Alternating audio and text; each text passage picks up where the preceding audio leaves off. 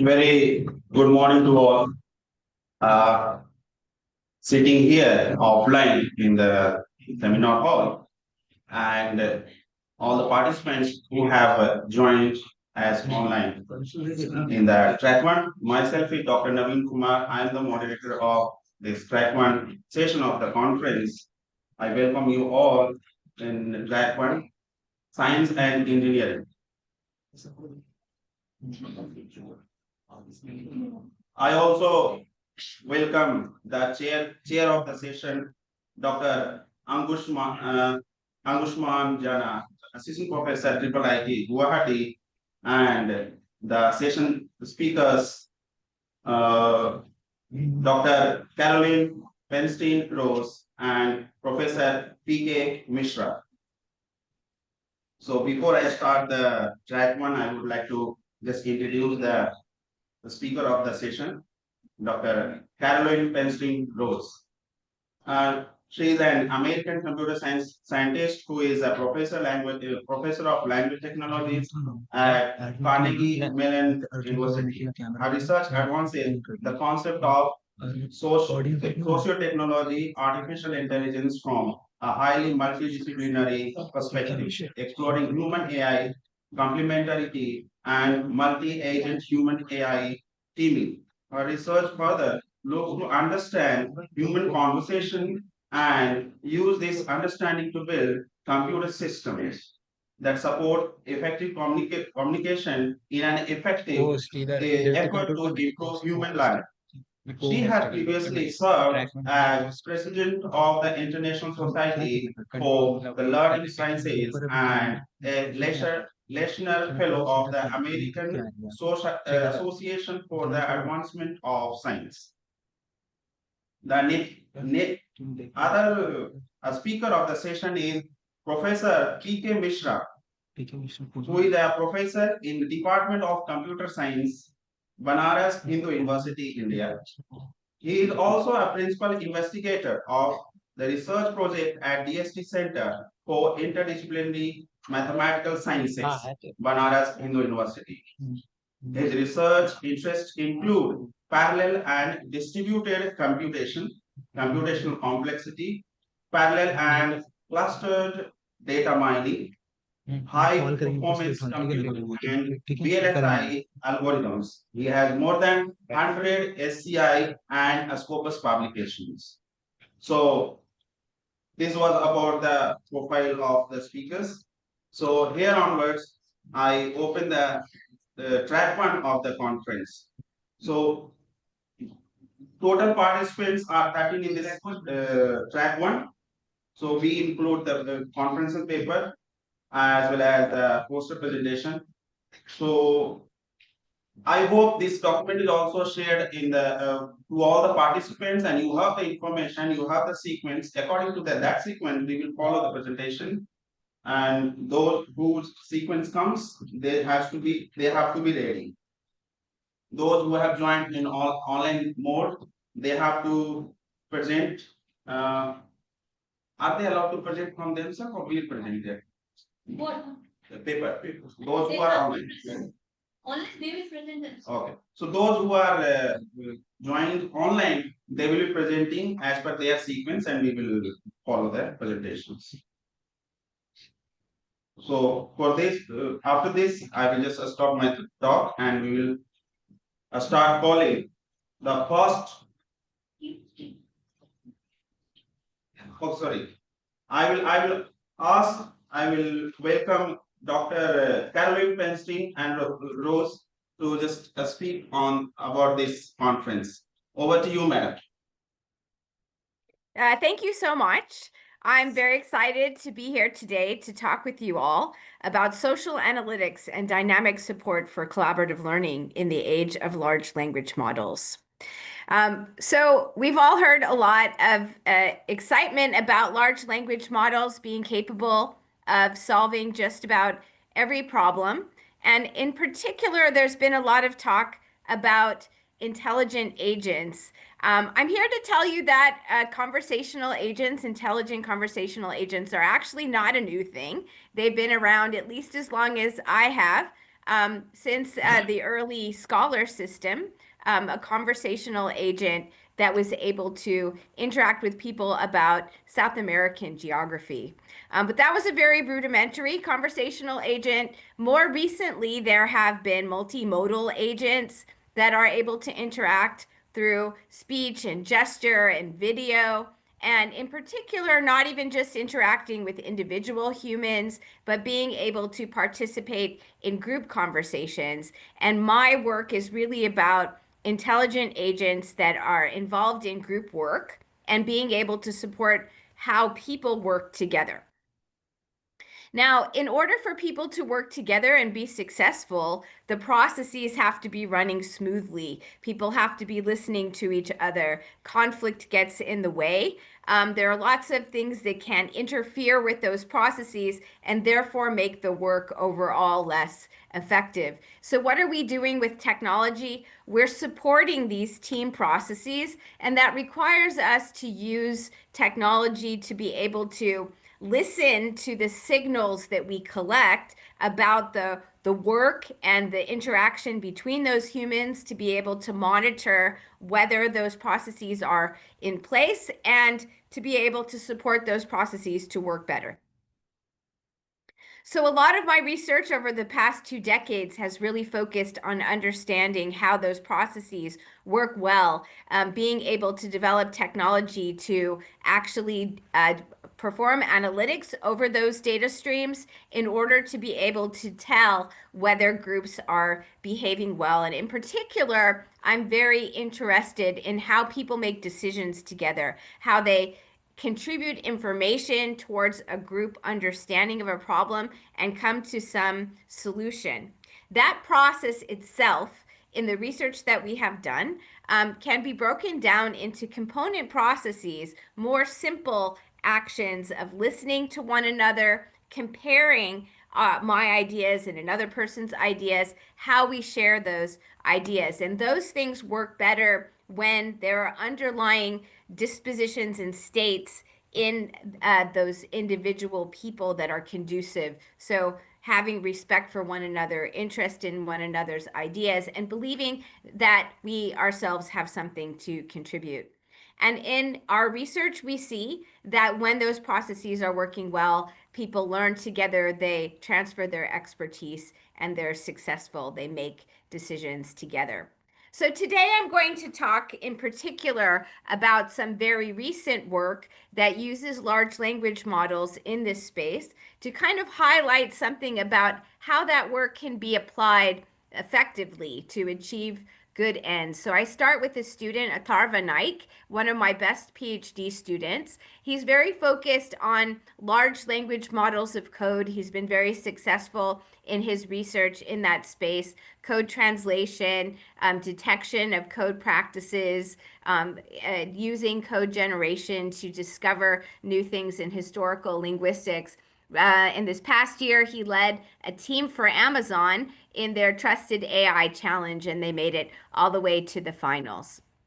So, in his role as a technical PhD student, he was very keen to see how the work that he was doing could be applied in the education space. And of course, there's been a lot of talk of how the education space can be transformed using large language models. And so he did his work in the context of a large cloud computing class that's taught online at Carnegie Mellon. And in that class, he embedded these large language models in an activity where students were working in groups to design database schemas, which includes how are you setting up that database, but also what are query strategies. And when those databases are big, then obviously these principles are really important to keep in mind in order to have efficient access. So in this activity, students had access to three kinds of relevant information.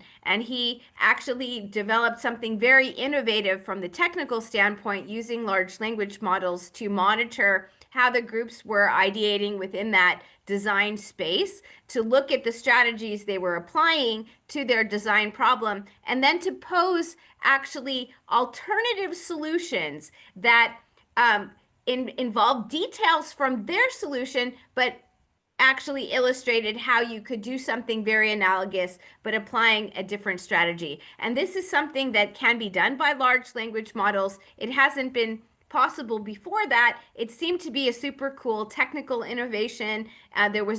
Seemed to be a reasonably good motivation. But in fact, it didn't have a positive effect on how people were doing this task or how they were learning about these strategies or making decisions about their design. So what went wrong? Well, the students more or less ignored a lot of the suggestions made by the agents, and sometimes the agents' suggestions were really not better than the best solutions that humans had. And what we found was that actually, although he had a good idea about his intervention, he didn't take into account in the design of his intervention enough of what we know about people from educational psychology. It really highlights how this works when you bring these agents into a human context, that it's not just a technical innovation that you need, but you have to really understand the context and what's needed from a human standpoint. So, based on the literature of learning from contrasting cases and how consideration of contrasting cases changes a person's understanding of the design space and influences how they're making decisions in that space, he reconfigured his intervention to be more targeted towards what humans need. So, we ran a study in which we contrasted a case where we simply probed the groups to reflect on their design strategies, with one where at the appropriate time, when they were ready to consider alternative perspectives, then a generated alternative design strategy was introduced to the students, versus a case where students were actually asked to generate that case for themselves. We still use the large language models to be able to generate those contrasting cases. So we're contrasting now these three conditions across groups of students doing this design task. There were 130 students in this class. They were organized into 44 different teams of either 2 or 3 students. Randomly, the teams were assigned to the 3 conditions. And what we found actually was what was the most appropriate support for the students depended upon how much prior knowledge they brought into the task with them. So actually, high prior knowledge students were better off being challenged more and not scaffolded so much with those capabilities that the large language models were able to do. Though the technology was very interesting and innovative, it was actually only very conducive to learning and decision making for the teams that came in with less preparation and had fewer of their own ideas. And so it shows that in coming into a context, it's actually not helpful to push agents to do the maximum amount of work in a group than they could do. And honestly, if you look out at many of the benchmark tasks that are used both for further development of large language models across a variety of different kinds of behaviors, and also to evaluate how good their behavior actually is, they sort of are, it's as though we want a world where the agents can do as much as possible and that we do as little as possible. But what we really need to do is find out how we can work together best to bring out the best that humans have to offer. So what did we learn? We learned that we can't, as technical people, really focus only on technical capabilities in this large language model space. It's probably a mistake. It's leading to a world that we don't want to live in and that's not the best for us. So we have to build on what we know about people and identify that productive synergy that actually brings out the best in people. So I would say the take-home message is that generative AI is a good tool, but it's the hammer and not the house. And we have to understand those building principles in order to use it well. So we have to build on what we know is needed and to be able to use our technology in creative ways within those contexts. We have tools that we're happy to share. So feel free to take a picture of this QR code and all of our framework for being able to develop agents like this is available. You can also feel free to look at my Google Scholar page at lots of the technical work that my group is doing across a variety of areas. And I know I'm at the end of my time now, so I'll stop there and I'm very happy to take any questions.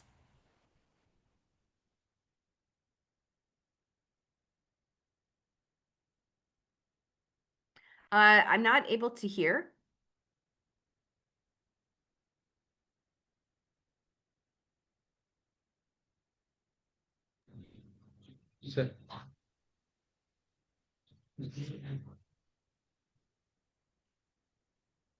My mic is on. Yes, yes. Okay, I can hear you now. Is there a question? Yeah, if you have any questions from the participant side, please raise the hand and ask question. And those who have joined online can put their queries in the chat box. We'll take the question and we will pass through the speaker.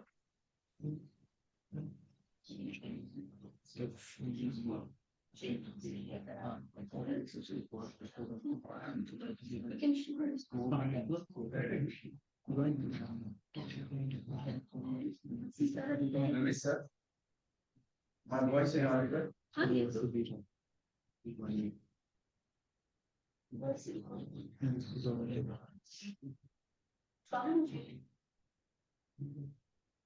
No queries?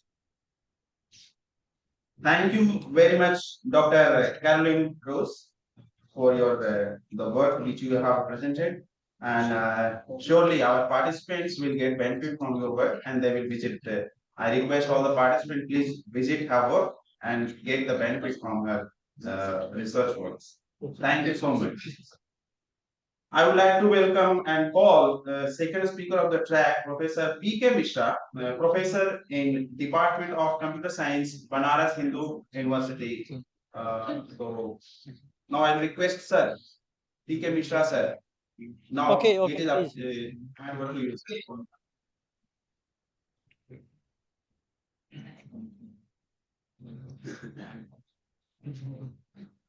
You can share your content, sir. The videos will be fine.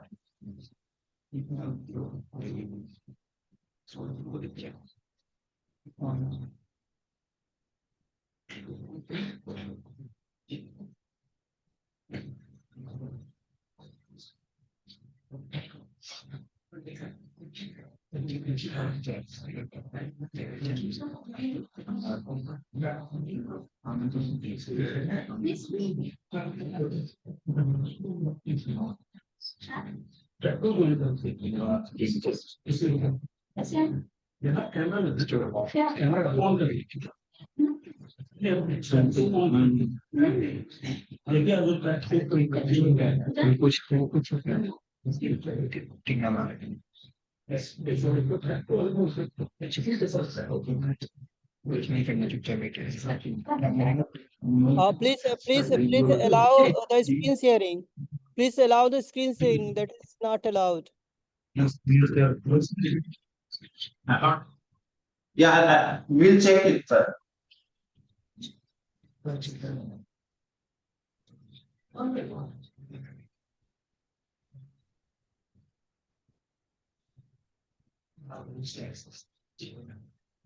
अरे मेरे को post taxes पे नहीं मिलते हैं राजस्थान में post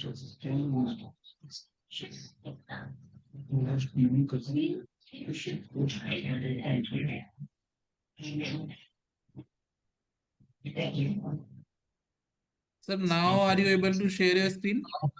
It's not, I am not able to share. Sir, you have access, you can share. There's an option bottom of your screen, share, green color share button. Yes, yes, but there is the question mark. There is a question mark in the. But I can see, you have access. You are the co-host. Yes, sir. I can see, sir, you have presenter rights.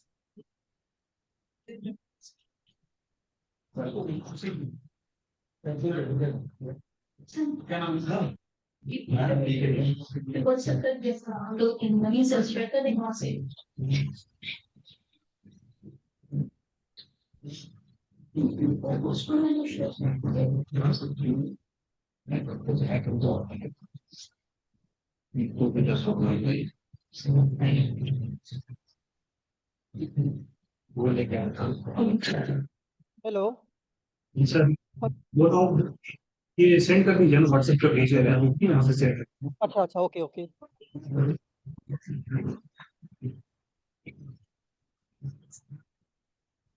Track1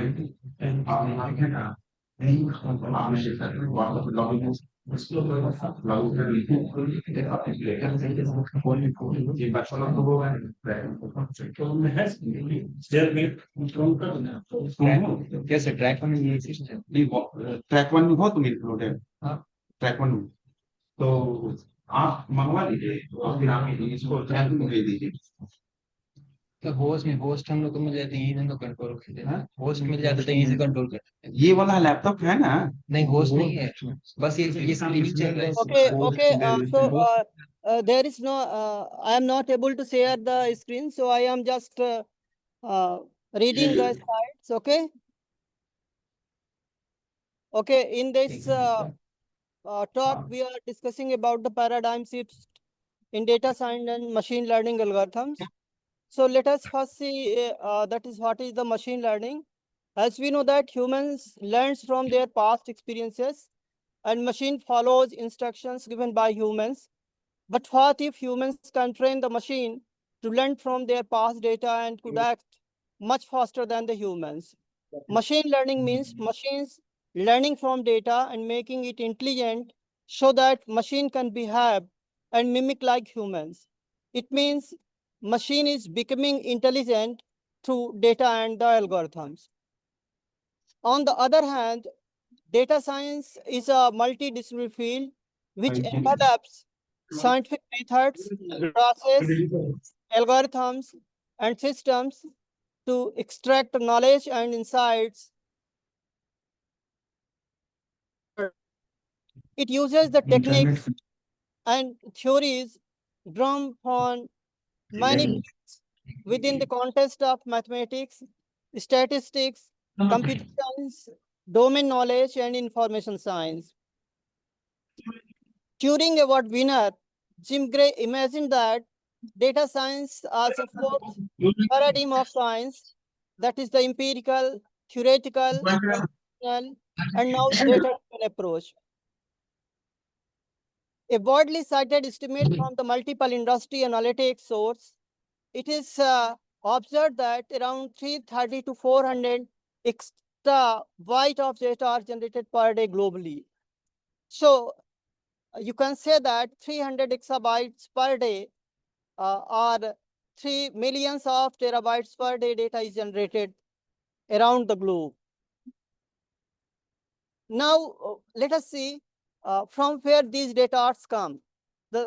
These data comes from the various sources like social science, social media, online transactions, IoT devices, entertainment, enterprise researches, and so on. So data generation is basically doubling roughly every 2 to 3 years. That is AI models, 4K, 8K streaming, digital payments, and IoT are the major accelerators. Now it is by the analytics, it is expected that by 2030, it expected to exceed 1,000 exabytes. It means 1 zettabyte per day data would be generated per day. That means 1 day of future data is equivalent to all data generated in the entire year of the 2010. This is the graph which I have generated through the data analytics, but could not able to show you due to some technical issues. That is, I am not able to share the PPT due to some technical glitches. Okay. So these are the some also some graphs which I have generated through the data analytics, and it shows that the 35% of data is generated through social media, 25% of data is generated by the streaming platforms, 10% data are generated through the enterprise and research, 10% data is generated through online transactions, and 20% of data are generated through the IoT devices. Okay, so the key points are around 3.8 petabytes per second generated globally, and 12 lakhs WhatsApp messages per second are generated. On the other hand, 100,000 hours of video is streamed per second, and 5,000 Instagram posts is generated per second. Each internet user is using 1.7 megabyte of per second data they are using.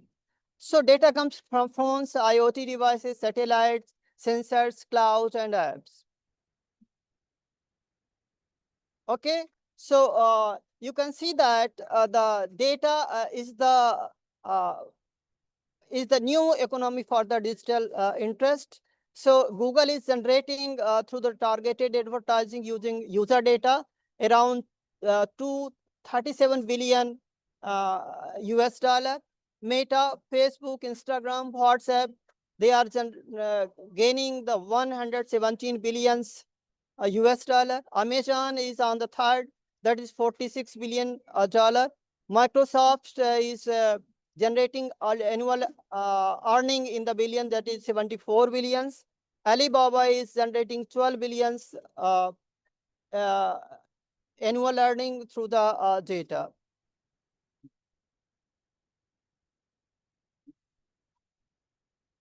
Okay.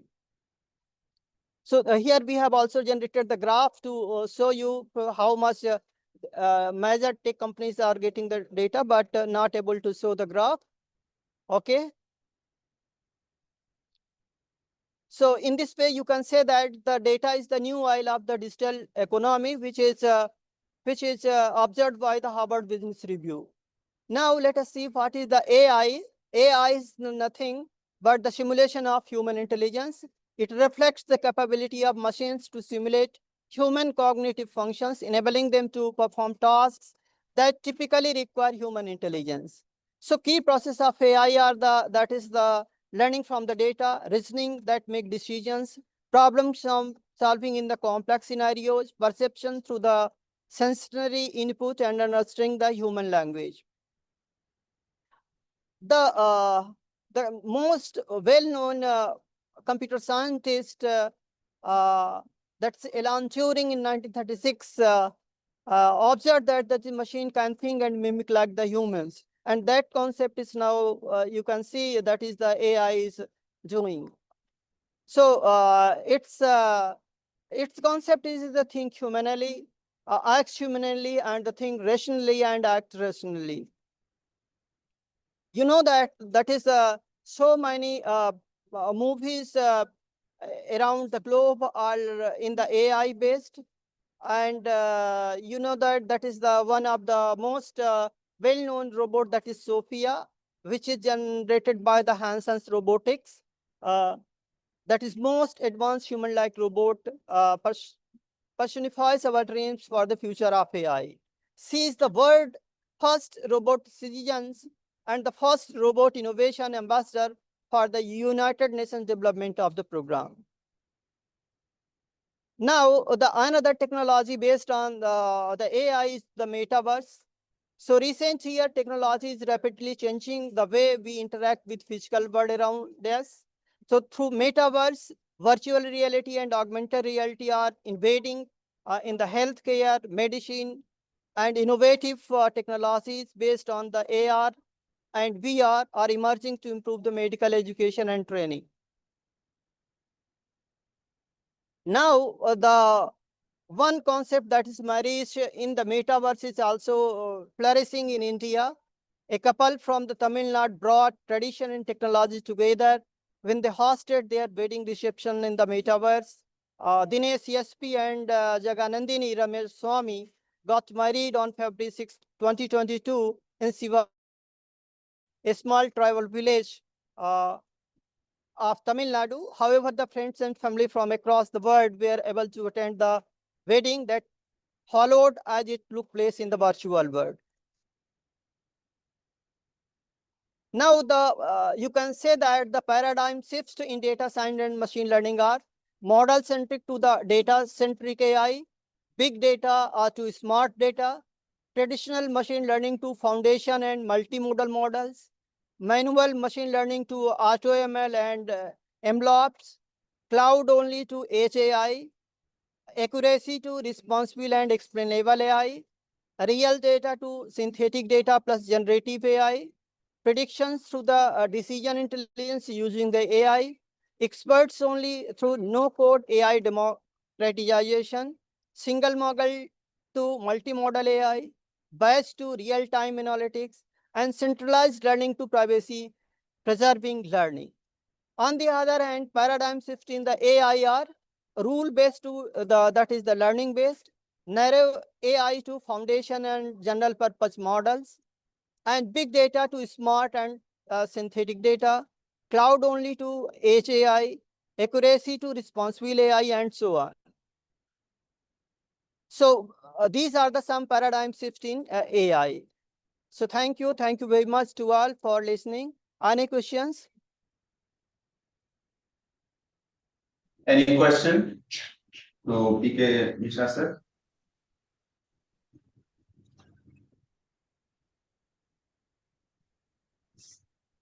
Pastor, you can I put am the sorry. question. I am in sorry chat. to that is due to some technical glitches. It was not possible to share the screen.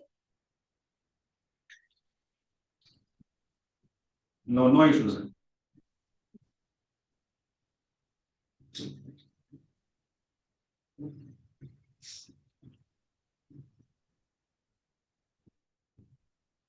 Participants, if you have query, you can put the query in the chat box so that sir can reply.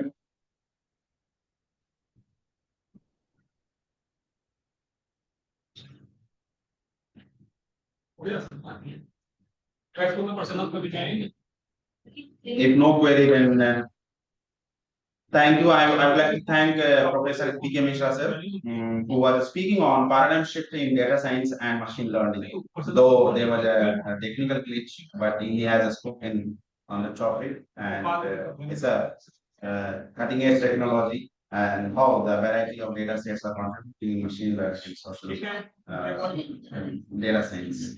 Thank you so much, sir. Thank you, sir. Thank you very much. Thank you.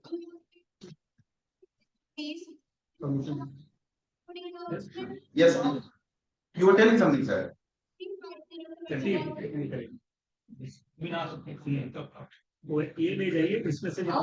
So currently I am in the airport, so I am switching out. I am leaving the portal. Okay, no issue, sir. Thank you. Okay. Thank you, sir. Thank you very much.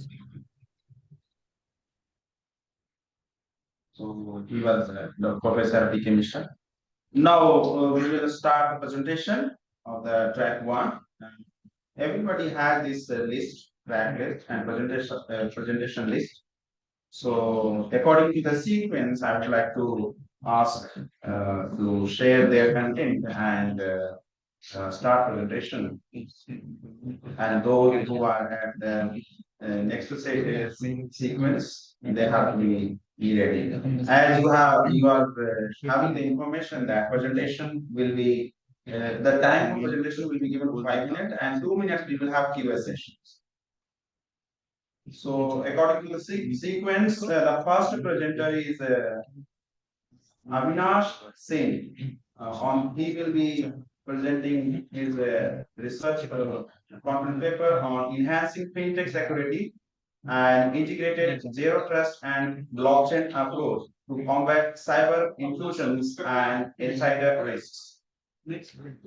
So if the presenter is ready, please you can share your PPT.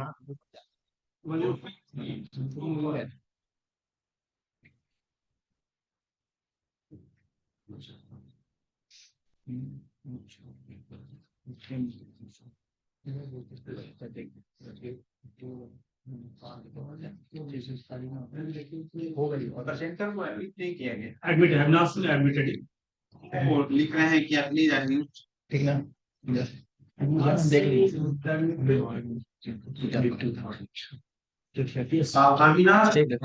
Avinash sir, you are already unmuted. You have to click there. You can unmute yourself from your side. Good morning, sir. Now I am audible, sir. Yes, you're very much audible. So basically, I was muted by someone. So I'm presenting myself.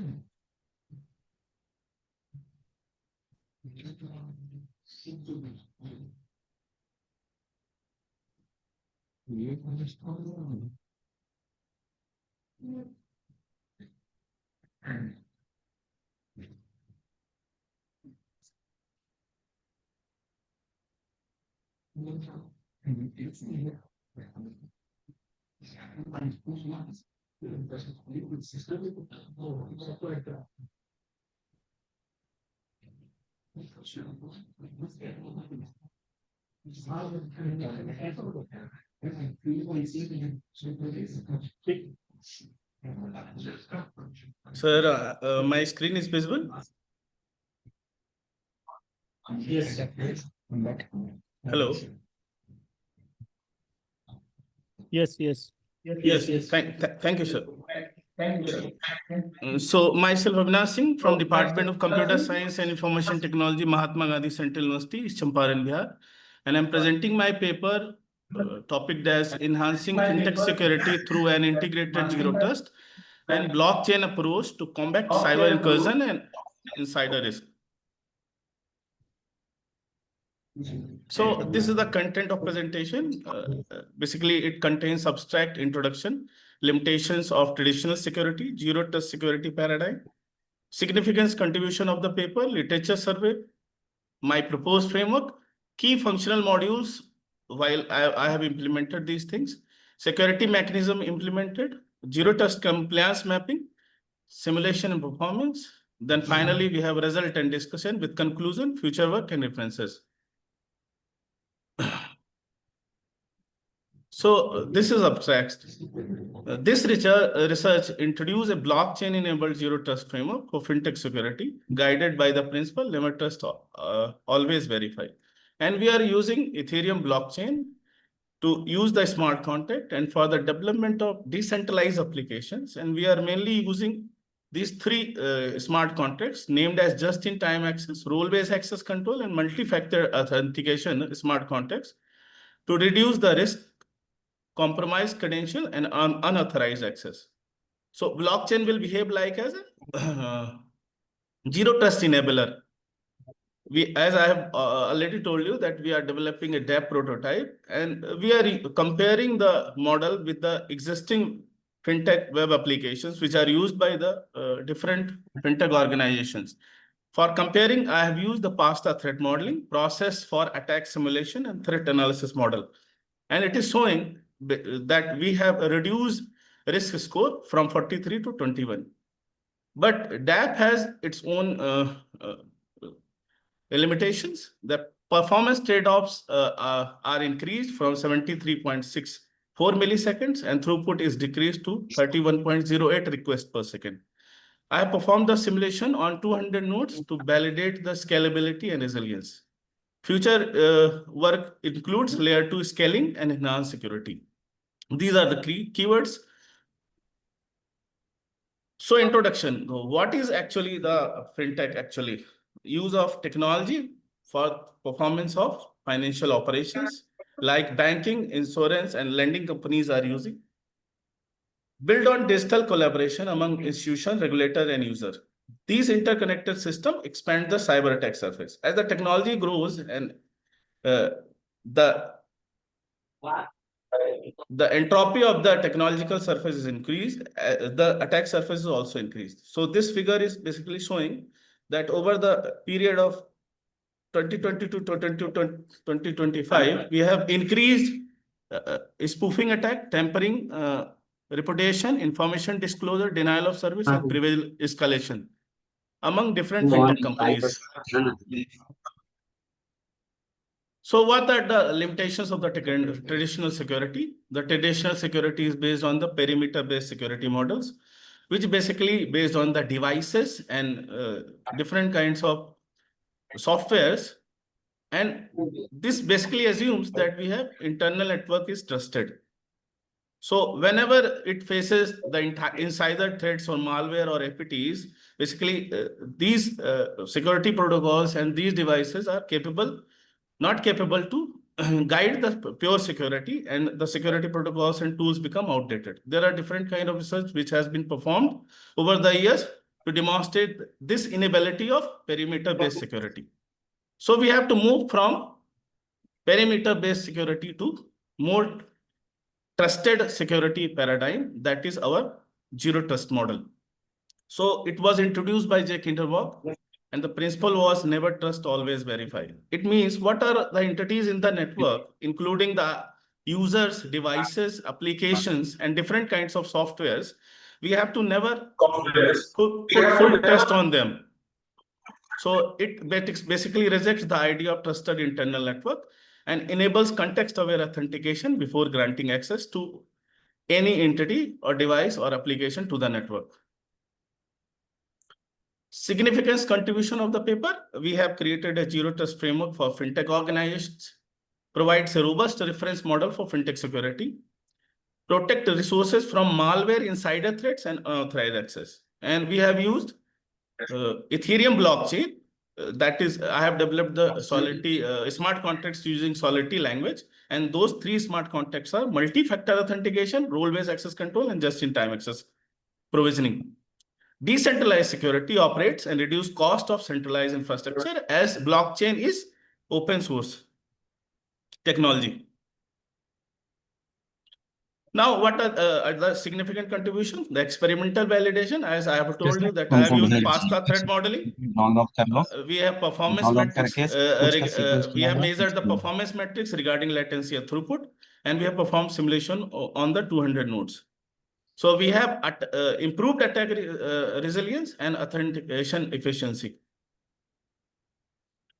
First of all, we have there are different kind of studies which are performed over the years on this area. Got all their main focus area was blockchain in IoT authentication, and they have enhanced authentication and data exchange by smart contracts and consensus mechanism under zero trust. The limitations were limited interoperability among IoT platforms because the IoT's platforms are heterogeneous in nature. Like all, they performed zero trust for edge computing, and they have developed a new consensus mechanism that is known as raft consensus, but they have low transition throughput compared to other blockchain system. The ITOL, zero trust in finance, they have implemented the zero trust in by developing a prototype of banking software, but the limitations were accessibility beyond finance. Untested requires cross-sector validation. Chaudhary and Hydros, blockchain based banking security they have created using zero trust, and their challenges in real-time deployment and scalability limitations of blockchain. So what is my proposed framework that is related to strengthen fintech security by integrating blockchain with zero trust principle. Blockchain itself is basically trustless, and we have implemented the zero trust principle, basic zero trust paradigm tenets by using blockchain. So it minimizes insider threats, spoofing, and privilege escalation, achieve decentralized tamper-proof access control. As I've already told you that I have used the Ethereum blockchain, and the blockchain itself behave like a policy enforcement point, policy engine, and policy storage. For the user interface, we have developed a dApp that is developed using React, and it mainly integrates multi-factor authentication and just-in-time access smart contracts. Key functional modules. The user is going to register itself, as we have taken a case of secure finance company, and user is going to register itself. So whenever user is going to register itself, the user is binded to a particular device with the user credentials and device MAC and IP address with system metadata, including browser version, browser type, operating system version, operating system type, as well as location, which includes latitude and longitude of a particular device. And this is by creating a security key, we have stored all these things on the chain. The administrator will assign a role to the user based on his role-based access control. What particular role of a user in the company is, according to that, the administrator is going to apply the role. Then whenever user login himself, then in that case, authentication is performed by using multi-factor authentication and device banding. If the login is verified against blockchain records, the user is granted access. Otherwise, the access is rejected. And just-in-time access control is going to provide a user a particular threshold value of time over the period the user can use its services in the fintech organization. Security mechanism implemented. We have used multi-factor authentication, role-based access control, device fingerprinting, immutable audit trials, because all the information is stored on the chain. So we can perform audit on the chain. Just-in-time access, minimize the attack exposure window. This is a relative analysis based on the pasta threat modeling. We have decrease spoofing, tampering, reputation, and we have no Sorry change for in. disturbing. Yes. Please, you conclude first because we are running out of time. Yes, sir. Hello. Please conclude the work. Okay, sir. So zero trust paradigm compliance mapping. We have achieved micro segmentation, data confidentiality and integrity, endpoint and device security, explicit verification, least privilege access, and we always using assume breach. That's why we have binded to our device to the user. This is the simulation and performance. We have used 200 nodes. The latency has grown up to 70.77 milliseconds, and throughput has decreased to 33.28 requests per second.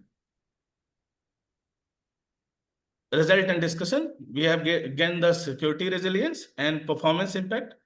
Comparative analysis with the baseline system that we have elimination of single point of failure because we are using the blockchain, dynamic policy enforcement using smart contracts, and cost effectiveness. Conclusion, this research claims that blockchain technology combined with the zero trust paradigm will help fintech firms to improve their security infrastructure against malware, APT, insider, and credential thefts. We have increased security, decentralized trust, and practical viability I have shown through using pasta threat modeling. Future work, basically it includes selective greater safety and other areas of implementation, as well as the use of lightweight consensus research, so we can decrease our throughput and increase our efficiency of this particular framework.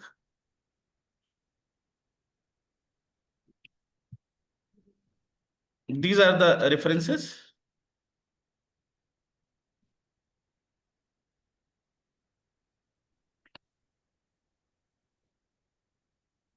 Any Thank you. question? Any questions? No, representative is ready for the system. Or any question from online participants? or those who are connected to online mode.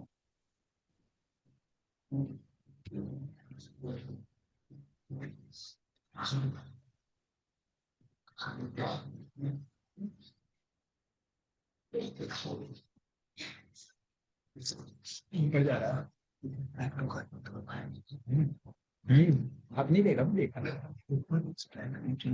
अच्छा अच्छा कम बैठ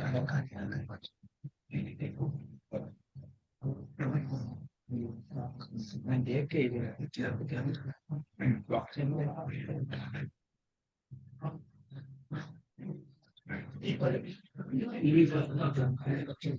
If no queries, then we will move to the next presentation.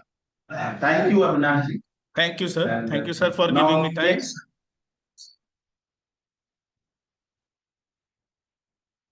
Our next presenter is Rebecca David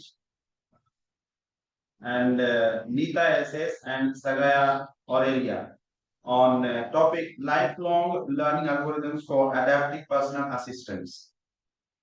I will request to the participants, if you are connected, please unmute yourself and share your screen and start the presentation. Rebecca, David, and all others.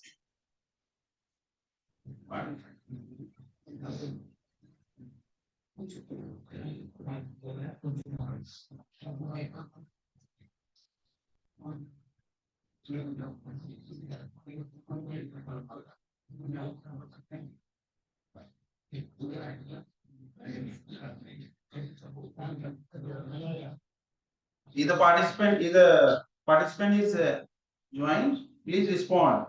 Sequence number 2 of the presentation presenter. Any author from this second presenter. Rebecca David, Nita SS, and Sagaya Aurelia.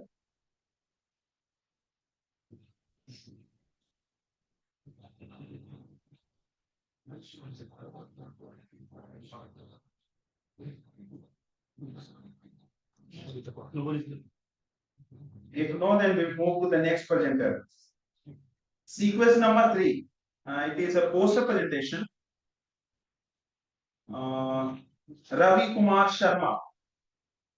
This is a poster presentation from Ravi Kumar Sharma on the topic of cloud computing and introduction to cloud computing. The author is present here. I will ask to come and present. Ravi Kumar Sharma, right? Yeah, thank you, sir. Yeah, this is Ravi Kumar If you Sharma. have poster, yeah.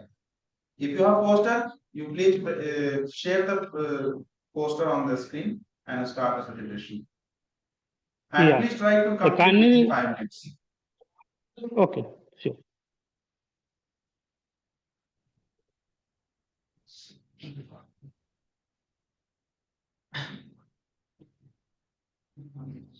My screen is visible to you all. Can you let me know my screen is visible to you all? No, sir. Yeah, something you have shared. Yeah, I have shared my screen. Yeah, but you have shared to the mobile.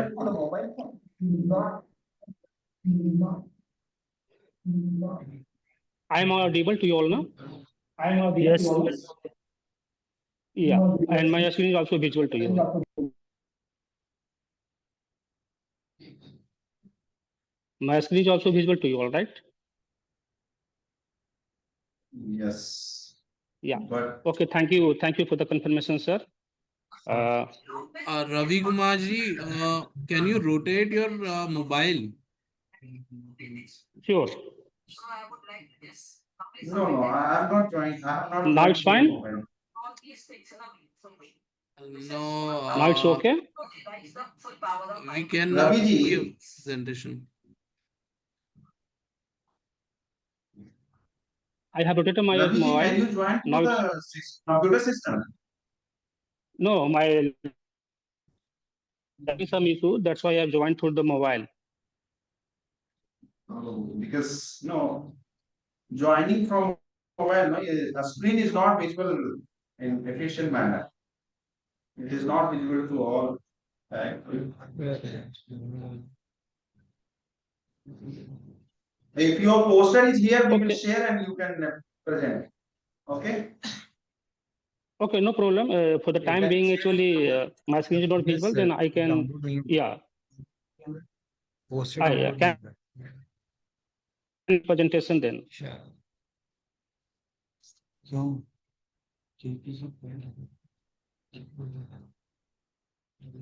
Can I start my presentation then? If my screen is not visible then?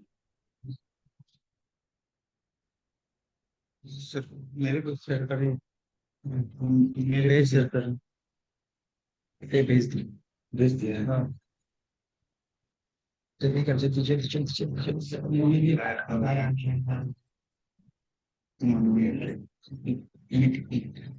Share कर सकते हो नहीं ना sir हो ही नहीं error आ रहा VPN issue yes download नहीं हो रहा भेज दिए अरे सॉरी किसको नवीन साहब को भेजा है हमें तो बोले किसको भेज रहा है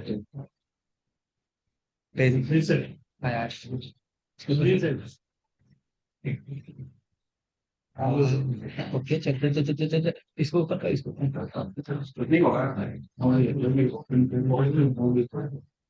ये भी शेयर नहीं करना मोबाइल से दिख नहीं रहा मोबाइल से दिख रही है ना पोस्टर दिख नहीं रहा तुम लोगों ने की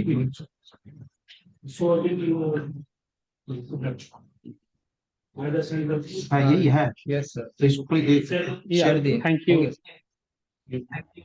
Yeah. कितना छोटा है उसको सर जूम करो zoom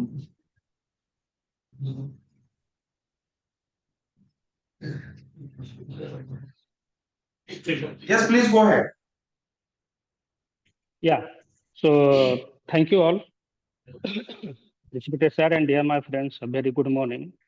It's my great honor to represent on the very nice topic, which is a very burning topic, an introduction to the cloud. So I'm moving forward. First of all, in order to understand the cloud computing, first of all, we need to understand the drawback in the legacy systems. Okay, whatever we had been using from the past times. So in order to maintain the data storage or data access or data retrieval process, we require a large number of the servers, right? Also, you need the hard disk. Okay, so it is a very expensive thing. So that's why the cloud computing came into the pictures. So by the help of the cloud computing, you can store the data or manage the data or retrieve the data in very efficient way. So Next. yeah, so very efficient way you can manage everything. So there are so many cloud providers also, like IBM clouds, Number 4. Microsoft yes Azure, the AWS. PPT post दोनों हाँ Okay. PPT poster So जो भी these are the अगर everything text set होगा up तो नहीं for you. Just you have to pay the money for this, and you have to just you can avail the features of this. So basically, there are Paper the number three 5. types of cloud computing, like private cloud, hybrid cloud, and the public cloud. So the public cloud is the Sir, cloud which is accessible to everyone. Okay, but here the concern is the very less security नहीं provided. आपने direct press कर click करना five नहीं 5 नहीं है Okay. उसके बाद ये So ऊपर दो बार the next thing is the private cloud. The private cloud, ये डाउनलोड कर you सारा can डाउनलोड relate कर this. यहाँ बताते हैं So in the private cloud, you can relate these examples like suppose you are traveling somewhere, you can instead of buying a new car, just you can rent this car and you can complete your destinations. So here you have the separate cars as you rented, and you can reach there in your destinations. Okay, here you will also get the more securities. And the last one is the hybrid cloud. Hybrid cloud is the combination of the both clouds, public cloud and the private cloud. So in order to understand this concept, we have one example, like suppose we are developing the applications which is related to the e-commerce. the e-commerce website we want to publish, and apart from the UI pages, we can hide also the main things that will be the encrypted. Okay, so that can be hosted as the hybrid clouds. Okay, like example PayPal. If you want to hide some details of the payment gateway systems, then you can opt for the hybrid cloud. Moving forwards, there are the three services provided by the cloud computing, like infrastructure as a service. Second one is the software as a service. Third one is the platform as a service. So infrastructure as a service, where the cloud provide you the infrastructure for you. You can run the business from there. You don't need to do anything, and you don't need to pay the more money by setting the infrastructure. Suppose you are going to have a business for the ice cream. Okay, so there just they provide the infrastructure. You don't like suppose you understand this concept as a room. They provide this just a room for you in order to run your business like a screen. That is infrastructure as a service. Infrastructure, okay, as a service. The second thing is the platform as a service. Cloud computing also provided the platform for you. You don't need to do the anything. Like in the room, suppose the cloud computing provided the infrastructure, then they have a setup. They will do the setup for everything for you. Okay, that is the platform as a service. Okay, the last one is the software as a service. That everything is ready-made there as a rented. Okay, like a same in the same example, you can understand in this way, like you have a vending machine in your room. Okay, so just you have to focus on your just business rather than focusing on the cost. Okay, so just you have to pay the money and start your business. So cloud computing is a moving very efficiently nowadays. AI or machine learning is also using the AI. Cloud computing, right? So in the next coming days, everything we will be set up on the cloud. But the cloud, where we store the data, where we manage the data, they also maintain the backups. They also provide the security. There's so many things they provide. But ultimately, the cloud is hosted on some physical locations. Suppose the IBM is providing the cloud, that cloud is that cloud is hosted on the physical devices somewhere. Okay, so this is the main characteristic and introduction of the cloud computing. If you have any query, then I will appreciate you. Thank you for all.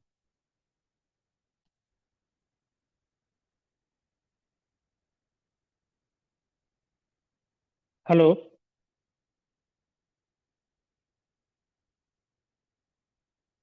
Hello, I am audible. No, Yeah, connector is if you open have for the any Q&A query, then session. I will appreciate you. Thank you. Yeah, if you have, dear audience, if you have question, please ask question.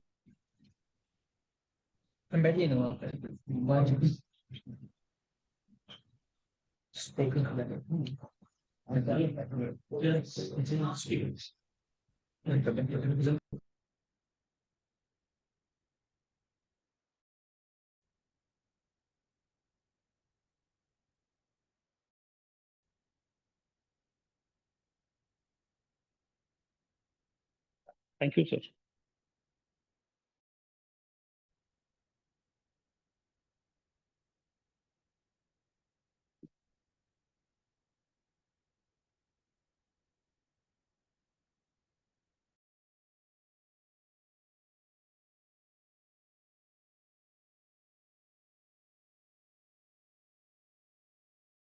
Sir, you're not audible.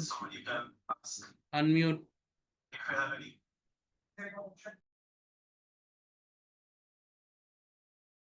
Yes.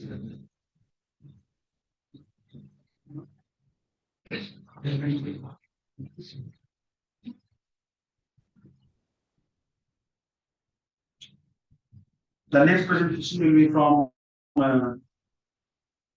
Ayush Kumar. Kumar, topic AI powered based segmentation using deep learning image classification models for improving recycling operations in modern smart cities. So he will be presenting offline. वही है ना ये इधर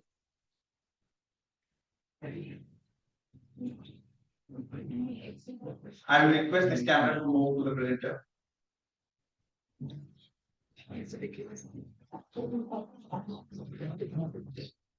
video person कहाँ है?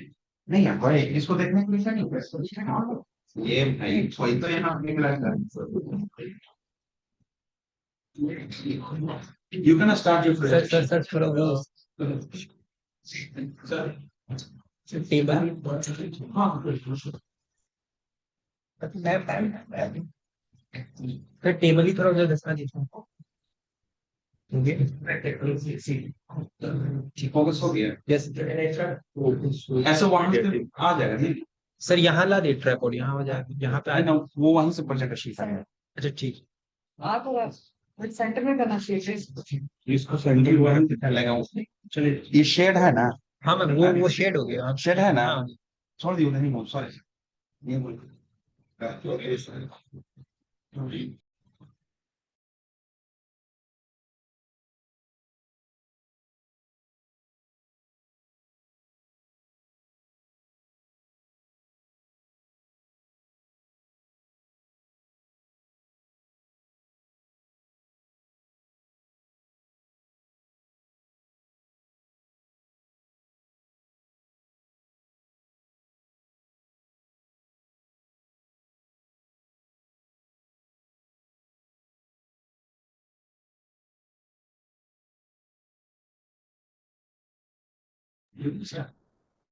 नहीं करने के लिए। Good morning, everyone. I am Aswad from Amity University, Patna. I am here to present my work on AI-powered waste segregation using deep learning image classification models for improving recycling operations in modern smart cities.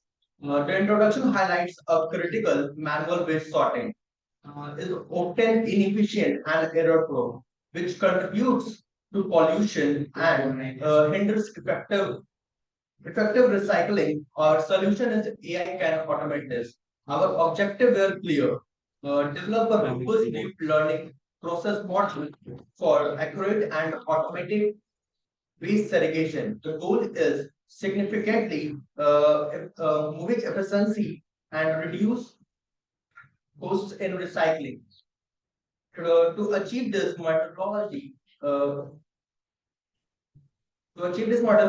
involved creating a custom data of waste images, specifically paper, glass, and plastic. We use convolutional network models like ResNet and YOLO to train the system for real-time sorting. The results and conclusions are promising. We expect an accuracy of for 94%, which outperform traditional manual sorting. This confirms that AI is visible and powerful audition for creating sustainable smart cities. Thank you.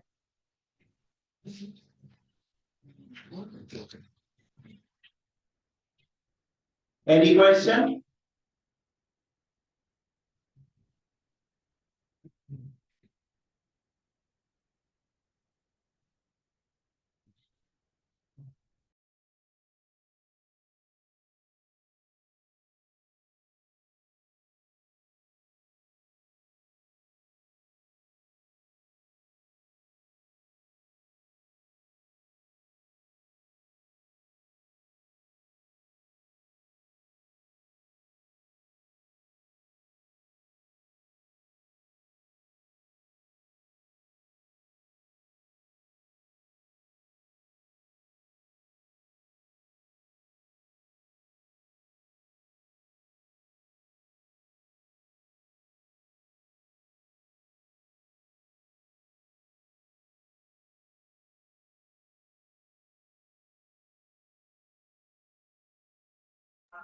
Sir, you are not audible. Uh, participant, please unmute yourself if you are connected to online. Kaushik Dev.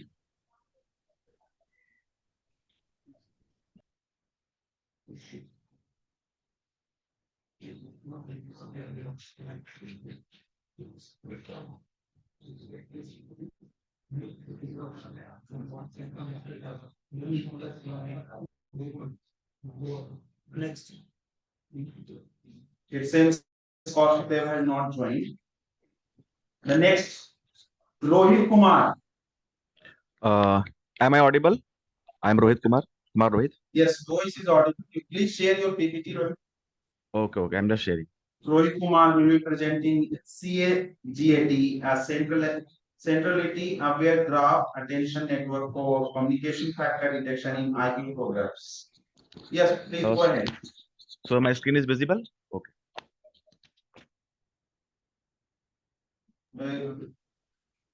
Is my screen visible? You play the slide. It is not in the play mode.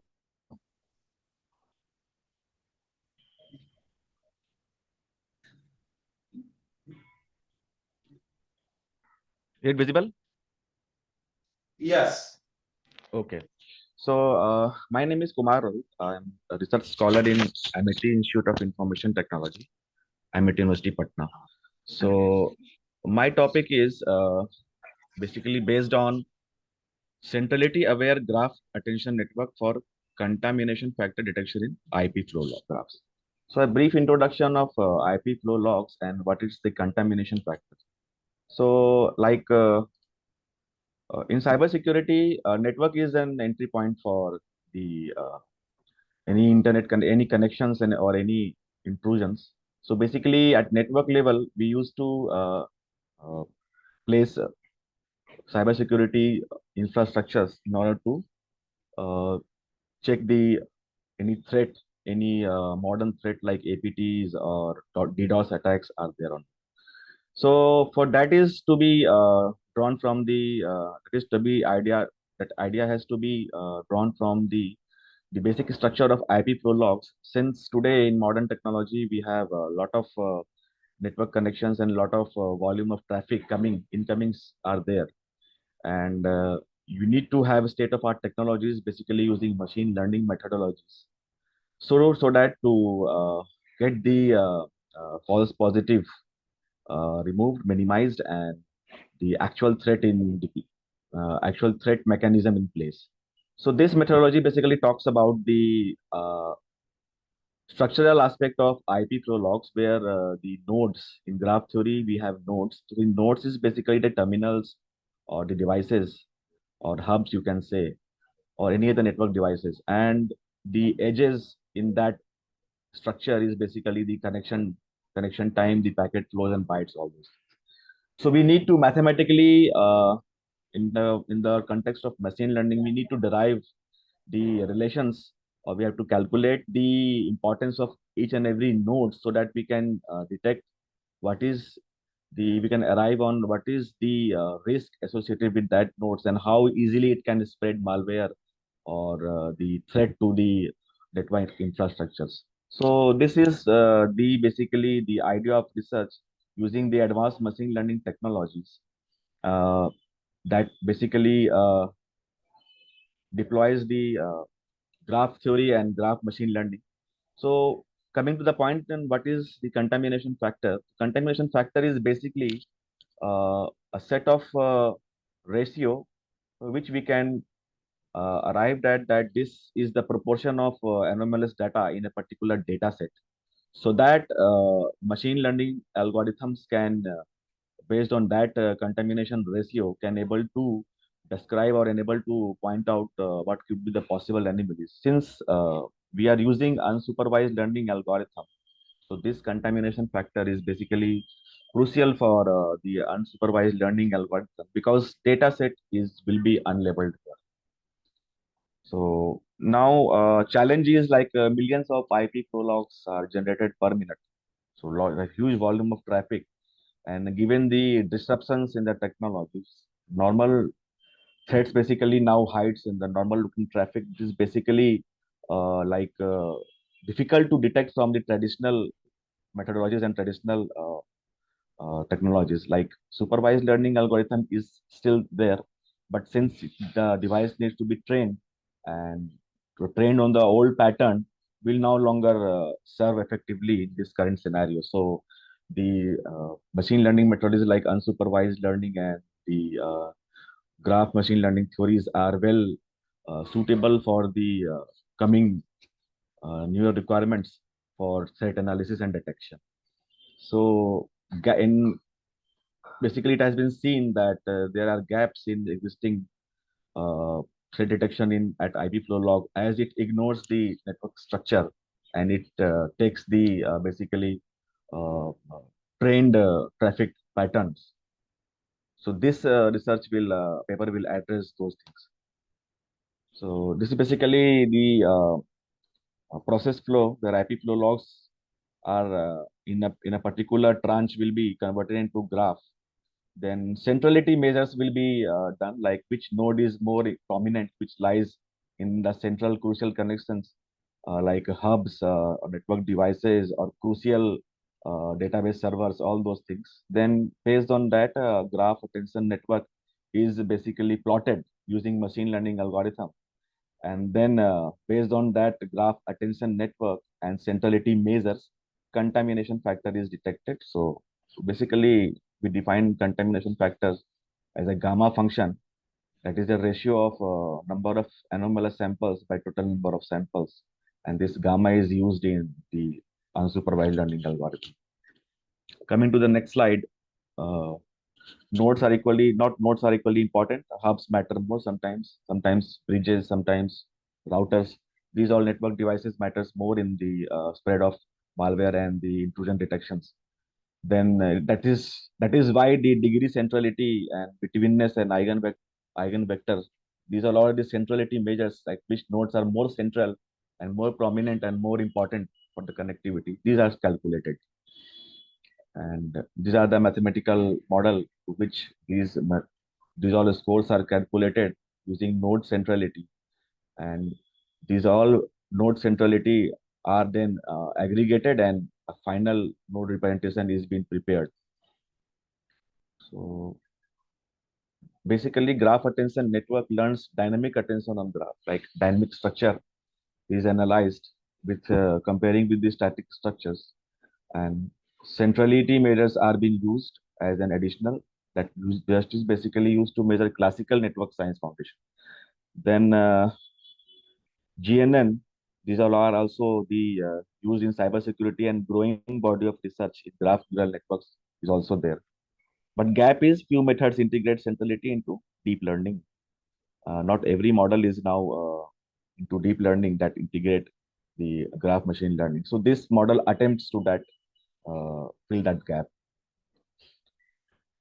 So the objective is, research question is integrate centrality into attention mechanism, then improve detection and accuracy versus the baseline.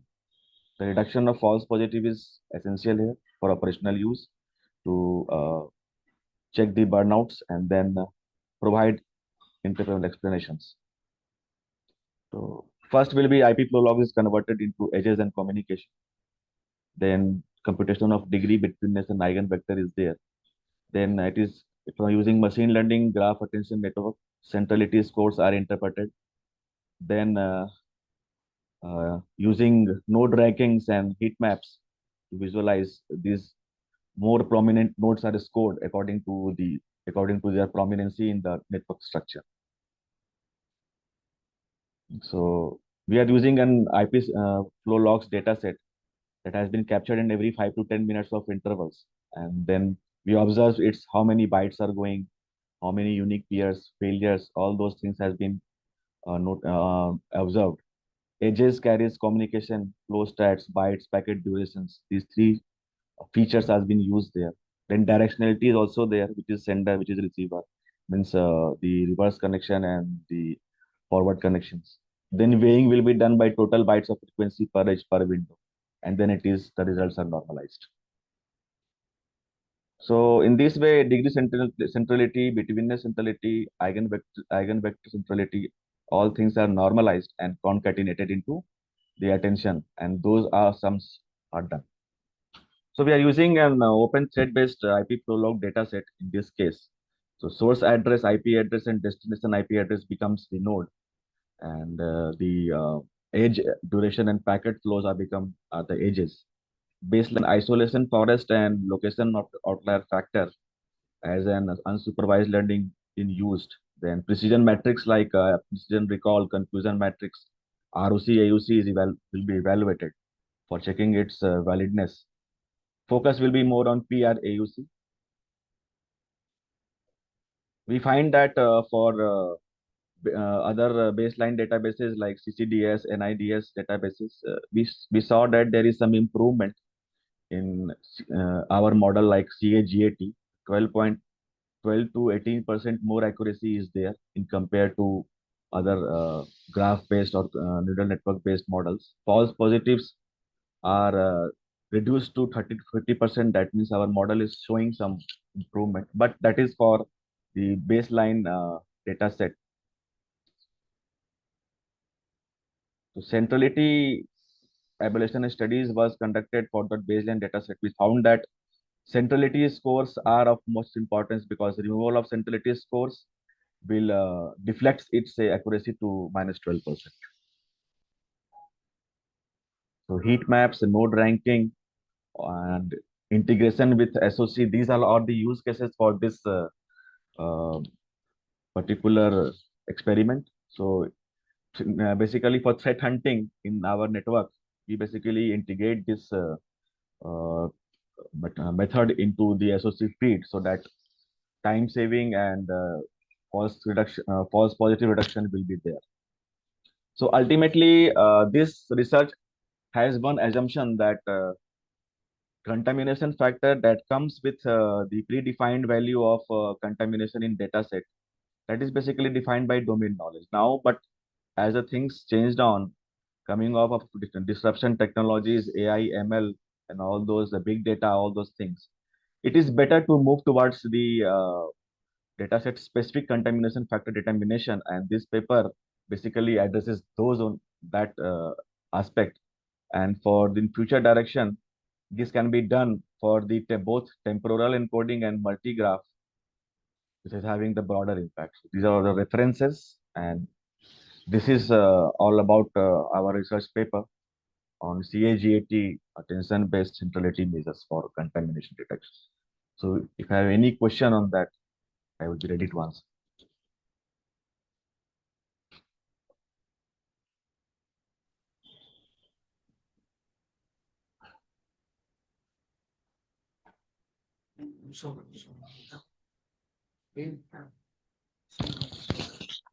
Any question on that?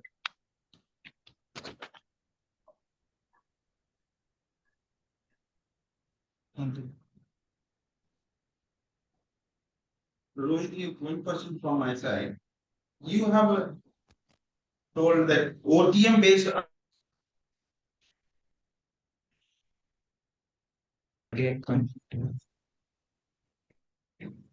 I'm audible, Rohit? Mr. Rohit.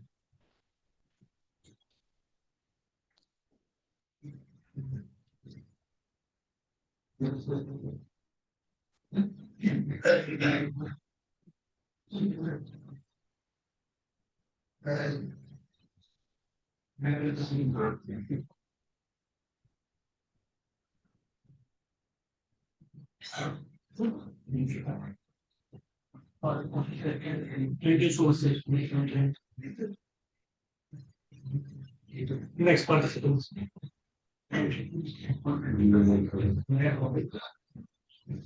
Maybe I don't know if I have got that question or not. Maybe later he will reply on it. So we'll move to the next presentation. Sequence number 7 by Pradeep Kumar Aditya Dev Thakur.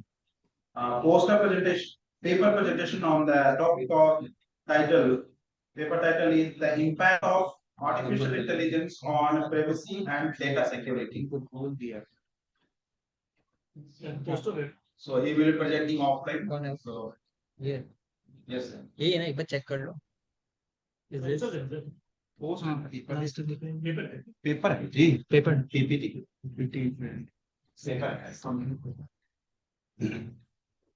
Editing he last time बस वो देख लो. ये ना, हाँ ठीक सही. वो कर दो इसको. Mute हो यार. आप लोग क्या क्या चाहिए?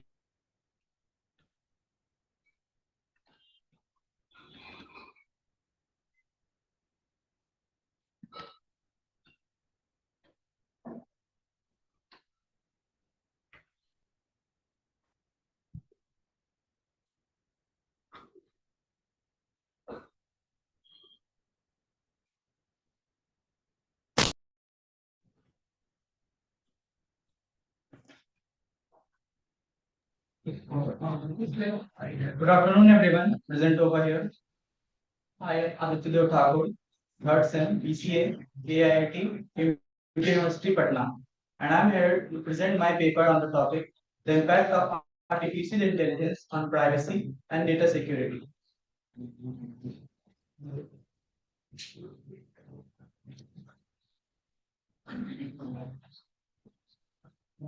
As we all know that AI is transforming health, finance, and transport sectors. But and AI also brings benefits, but also some privacy and security risks. AI trains and depends on a large data sets, but it also consists of a number of people's personal data. So traditional methods of security and privacy like sign-in passwords and firewalls doesn't are enough, but AI can both enhance and threaten security. Now moving to the key challenges. So data dependence. Data dependence, there is a massive data leads to cause privacy losses. If there is a lot of data, then there is a must be the privacy loss is there.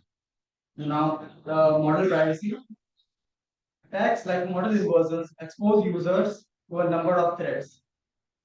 Security risks. AI systems can be hacked or poisoned by a number of series of programs and other attacker programs. Lack of transparency. It is hard to know that the user's data, how it is collected and how it is being used or going to be used in the future. Now, ethical and governance issues. Responsibility for using data collected by the artificial intelligence is unclear. Most of the firms mention it in their terms and conditions, but they are pretty much not clear. So laws differ in country to country. There is a need for ethical AI fairness, accountability, and transparency. Trade-off between privacy, utility, and performance. Now moving to the next slide. Mitigation strategies. The first one is differential privacy. In order to make the data more private and accurate, the security services acts wise protect data. The second one is federated learning. The AI should be trained locally, shares only results, not the private data of the people or the users using it. The next one is encryption. Homomorphic or SMPC, secure computations. Explainable AI or XAI. This type of AI improves transparency among the users and the admins. Now coming to the regulations and impacts that helps to improve the security of the data being collected by the AI. First one is European AI Act 2024, GDPR, CCPA. AI increases surveillance and data breaches, and it is harder to stay anonymous these days in the digital age of AI. Due to AI, many of the people loses trust, and the policymakers must balance safety and innovation. Now coming to the conclusion. The conclusion and future directions. AI offers huge benefits but serious risks. There must be privacy-based and security into AI systems. Encourage collaboration among tech, governments, as well as user-based technologies. There is a need to promote global ethical AI and privacy by design frameworks in order to maintain the privacy of users as well as admins. So that's all for now. Thank you. And if you have any questions, feel free to ask.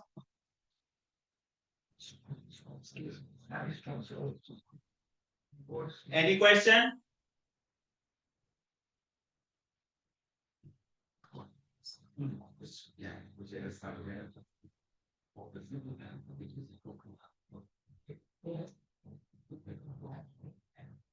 Thank you for your patience listening and have a nice day ahead.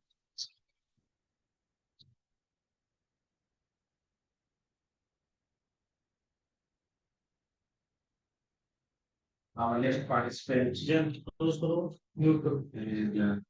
serial sequence number 8.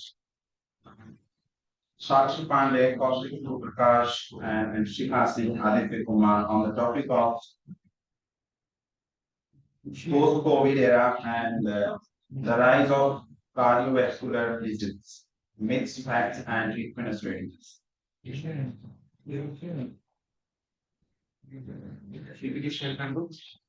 है ना साक्षी madam ने की साक्षी madam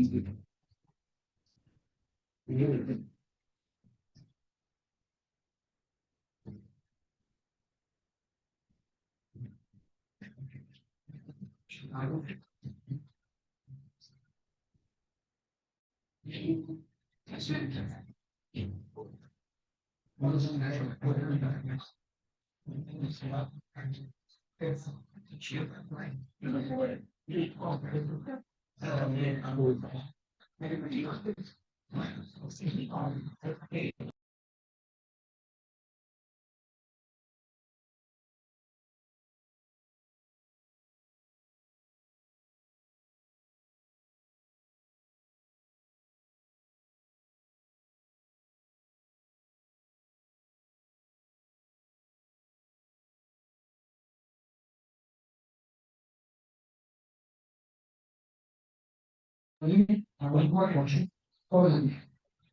for already the university. I have personally BCA essentially a dual degree and I have selection experiment.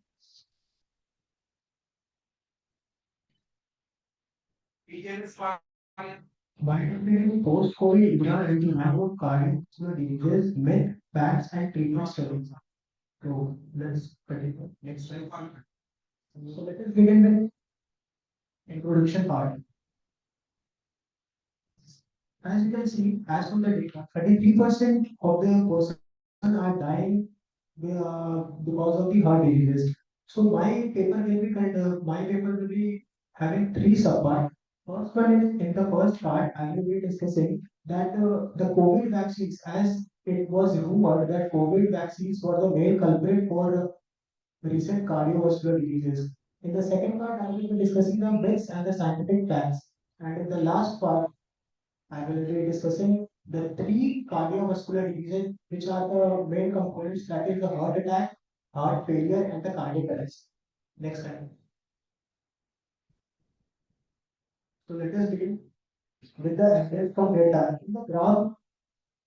In the graph, you can see the blue line. In the last data, it is not visible, but in the last line, you can see it is exponentially growing. After the COVID, exactly date is 4th November 2020, the heart diseases was in the exponential growth.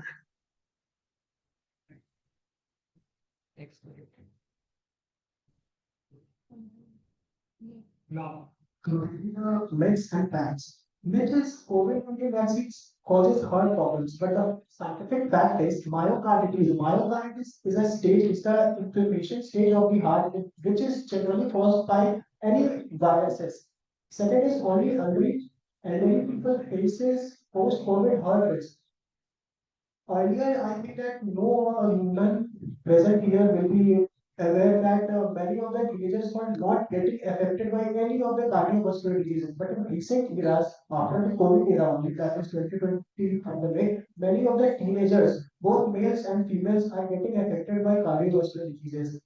And the third one is once recovered from COVID, heart disease disappears. But it is not true. The scientific fact is levering condition can affect heart health for post-COVID months. Now you can see the data. I have given a star one to the first one, that is myocarditis. Myocarditis are the only thing. It is the inflammation of the heart which causes many of the heart diseases. And it was because it was not because of the COVID vaccines. It was because of the COVID virus itself. Now, in the last one, we will be discussing the main three components of heart diseases, that is heart attack, heart failure, and cardiac arrest. These three things are much more different from each other. Any other diseases like CAD mentioned there, it is coronary artery diseases, aphasia, that is irregular rhythm of the heart. There are many diseases, but these three components are the main components of any heart diseases.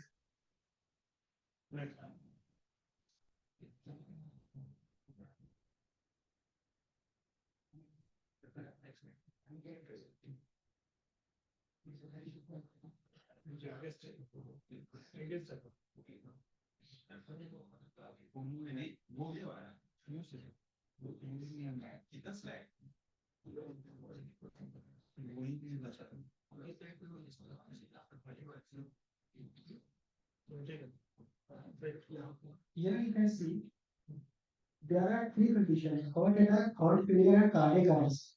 Look, heart attack is generally caused due to the inner composition in the human arteries or vein, because of the deposition of cholesterol, fats, lipids, and many other things. What it does, it blocks the coronary arteries, and due to which the blood pressure increases and the wall of the heart gets ruptured.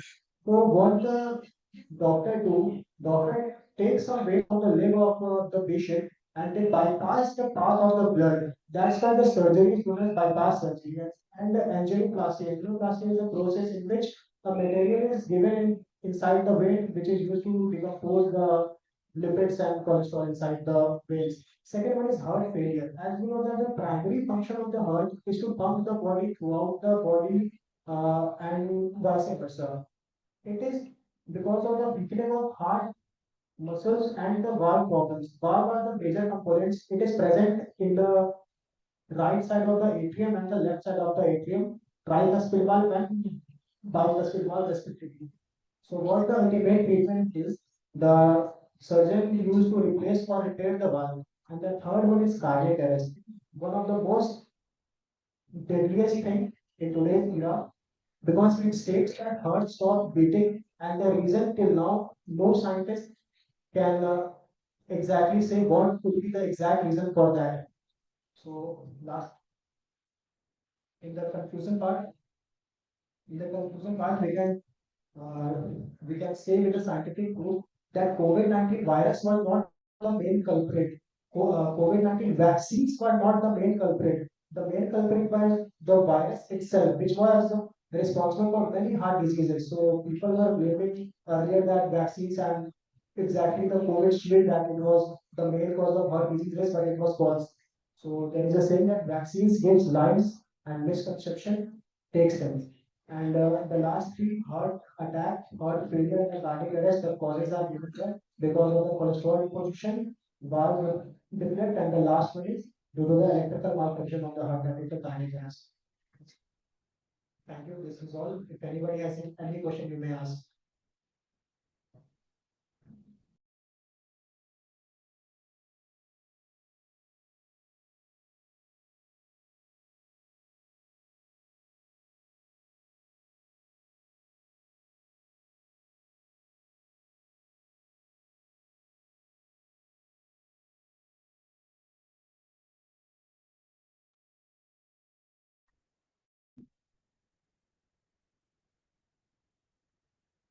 Thank you, Kaushal.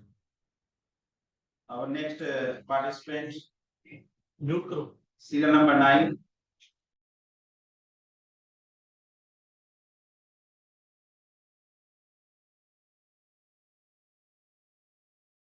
irrigation using IoT and AI. Rakesh Kumar.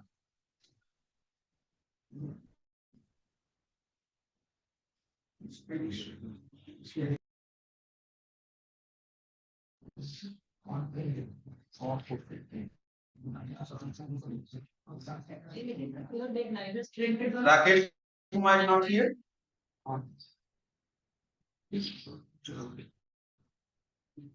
Rakesh Kumar, you joined online.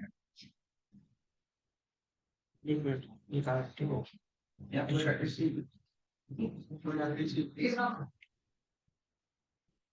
we will move to next participant. Rohan Kumar, Vivek Kumar, Mantosh Kumar, Om Prakash Ojha. Serial number 10 on the topic of AI-driven crop optimization, a pathway on sustainable agriculture and food security.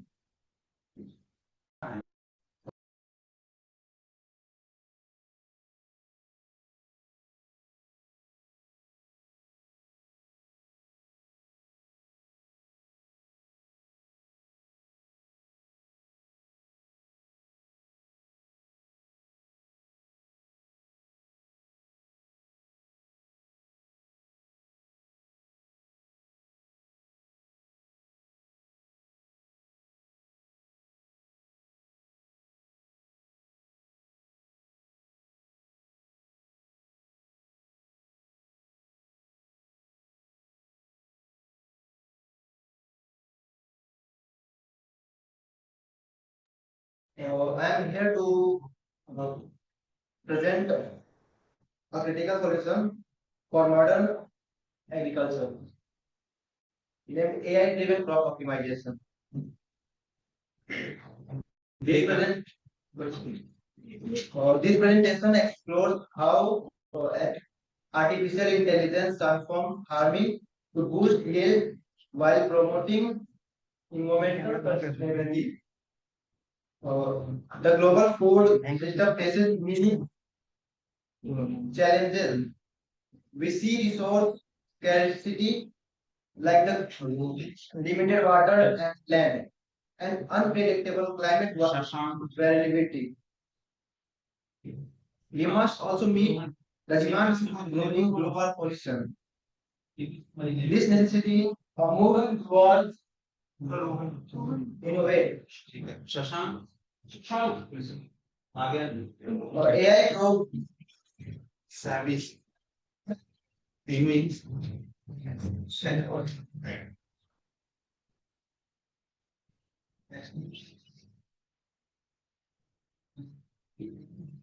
AI pro AI provides the necessary data-driven insight, which delivers four key functions: data analysis, predictive modeling, crop optimization, and automation. The detecting crop threats AI role. AI-powered application is threat detection, high resolution images collection by drone are analyzed by AI algorithms using image recognition.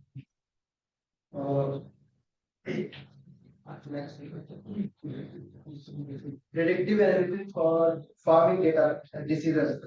Predictive analysis has optimized every decision by analyzing historical and real-time data. We can forecast weather patterns, perform accurate yield prediction, and create optimization schedules for planting and harvesting. This capability anticipates environmental conditions to significantly reduce risk and minimize potential losses. Next slide.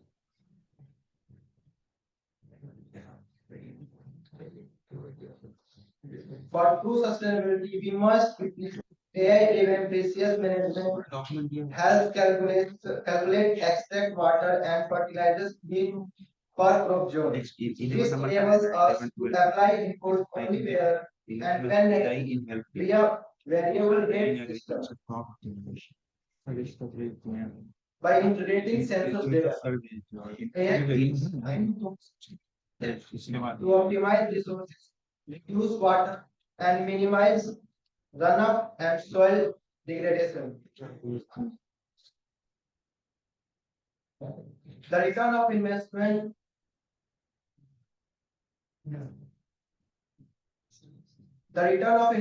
is clear. AI helps in maximizing gain by boosting production while cutting input costs. This is achieved through an increase in crop yield from optimized growth is reduce losses from pests and diseases via timely investor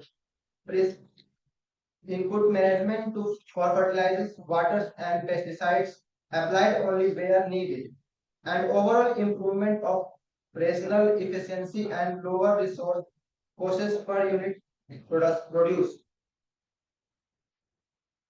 Sustainability and efficiency gains from AI.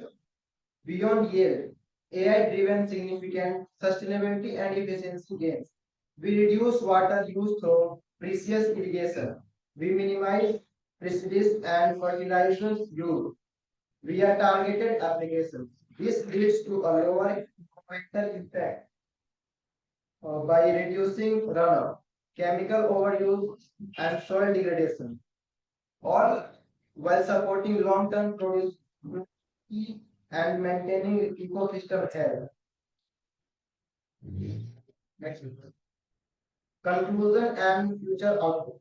In conclusion, AI-driven crop optimization is the key to resilience and sustainable agriculture. We must adopt this innovation, how to meet environmental and production demands looking ahead. The future trend is fully autonomous farms integrating robotic and advanced sensors. The ultimate outcome is enhanced global food security through optimized yield and supply chain. Thank you.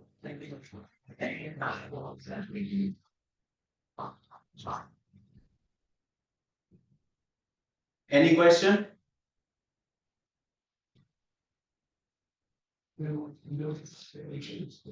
Our next participant and presenter is Rohan Raj Manan Alam Sumant Kumar on the topic of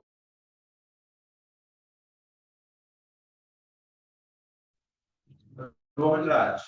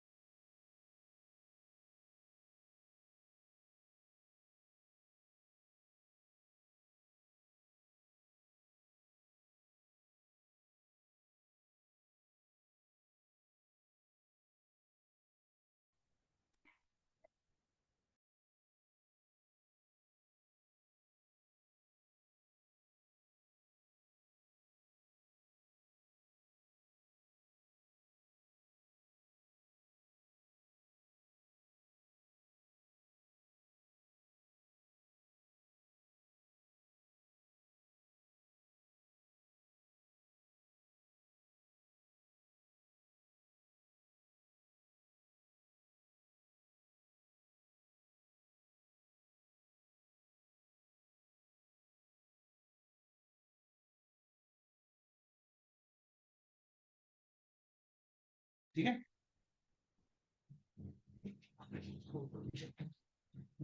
ये बताओ 12 में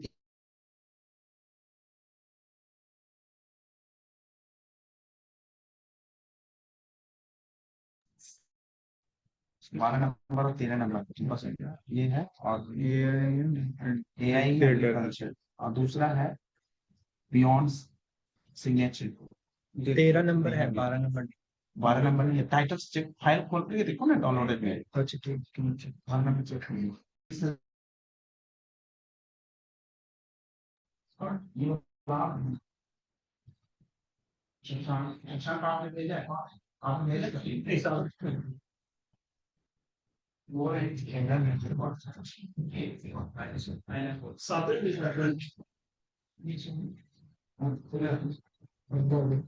You can start. Good morning, everyone. My name is Rohan Raj, and today I will be presenting our topic AI on healthcare diagnostics. This presentation explains how artificial intelligence is transforming medical diagnosis by making it faster and more accurate. Next slide, please. Let me start with a quick introduction. Healthcare today produces a massive amount of data, like X-ray, MRI scans, CT scans, reports, etc. Doctors cannot manually analyze all this data quickly, especially in emergency situations. This is where AI helps. AI analyzes medical images, health records in seconds, reduces human errors, and helps in early detection of disease. AI does not replace doctors, it supports them to make better decisions. Next page. Next page. So why exactly do we need AI? Firstly, AI can detect hidden patterns in scans that human eye might miss.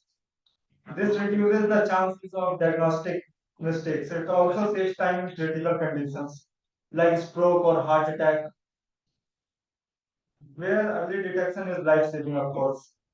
Overall, AI strengthens doctor decision making and improves patient care. Next slide, please. Here is a simple explanation how AI works in healthcare. Like AI collects medical images like X-ray, MRI, CT scan. As we are familiar how AI works, then it learns from thousands of sample images how to make a better predictions. It automatically identifies any abnormalities such as tumor fractures, which is difficult for normal human. So AI works like a smart assistant, not doesn't replace the doctor. It works as a smart assistant. Next slide. AI has many powerful applications. It is used in cancer detection, for example, breast cancer, lung cancer. It can predict heart diseases. It detects brain tumors at an early stage, which can be life-saving. AI also helps diagnose diabetic eye diseases, provides personalized treatment plans for patients. These applications show how wide the use of AI has become in the medical field. Next slide, please. The biggest benefit of AI is early diseases detection, which AI also makes diagnosis faster and more accurate. It reduces the workload of doctors by analyzing large data set for them. As we are familiar in a huge population in India, so patients are also a lot. And ultimately, it improves the success of treatment because diseases are caught at the right time. Next slide, please. However, there are some challenges. Data privacy is a major issue because patient health data must be protected. AI systems need very high quality training data, otherwise prediction can be wrong. Some AI models are not fully transparent, meaning doctors don't always know how the AI reached decision. So doctor must always verify AI prediction before giving the final treatment. Next slide, please. The future of AI in healthcare is very exciting. We will see AI-assisted surgeries where robots support surgeons. Remote healthcare will help patients in rural areas get expert diagnosis instantly. Real-time health monitoring using wearables will become common, and eventually AI will be able to provide fully automated diagnostic supports across hospitals. Next slide, please. In conclusion, AI is transforming medical diagnostics. It improves speed, accuracy, and overall healthcare quality. But responsible use and human supervision are very important. The future is a combination of AI and doctors working together to provide the best possible care. Thank you for listening. I am open to your questions. If any questions.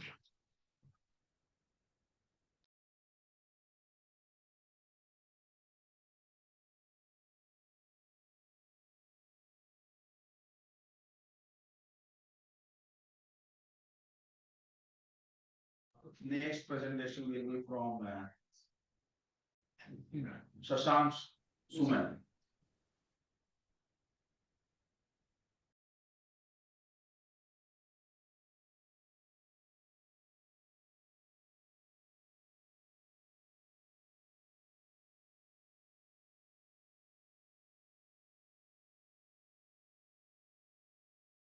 Okay.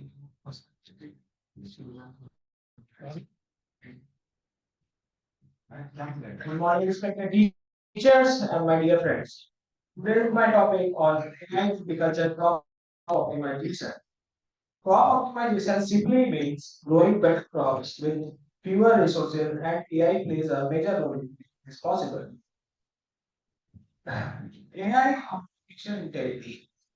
In India, we all know that farmers are always taken as very for granted.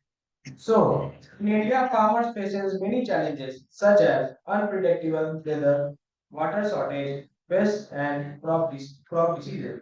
Traditional farming relies on experience, but AI relies on data, which makes it more reliable and efficient. How AI works in crop optimization? AI analyzes weather patterns, soil quality, and previous crop data. It can predict the best crop, the best sowing time, and even the best yield, expected yield. This helps farmers plan their entire season with more confidence. Second, drone and camera based monitoring. AI powered drones capture real time image of the field. These images are analyzed to detect pest attacks, nutrient deficiency, or plant diseases. These images are analyzed to detect pest attacks, nutrient deficiency much earlier than the human eye can see. Smart irrigation system. AI sensors placed in the soil measure moisture and temperature. Based on the data, the irrigation system automatically controls the amount of water needed. This prevents water waste and keeps the plants healthy. AI app for farmers. Apps like Plantix allows farmers to simply take a photo of a crop.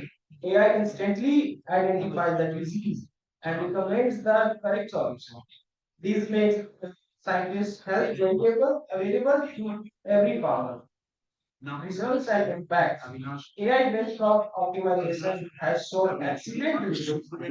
For example, 20 to 30% increases in crop yield, 15 to 20% reduction in water and pesticide usage, faster decision making with clear certificate, higher profit and better crop quality. So I would like to conclude my poster. Thank you. Thanks a lot.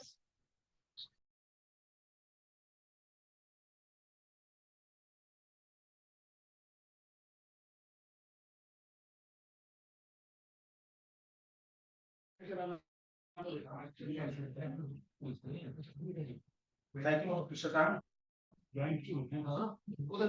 If any question is there, please ask.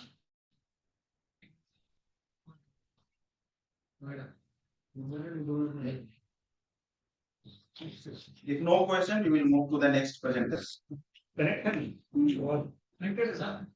After next presentation will be from Deepa Sonal, Muhammad Alimul Haq, and Anupriya on the topic of leveraging IoT and machine learning for the early detection of crop diseases.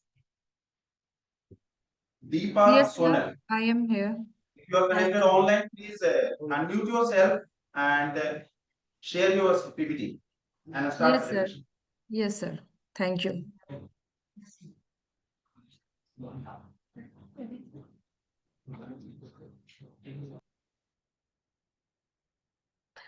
My screen is visible, sir?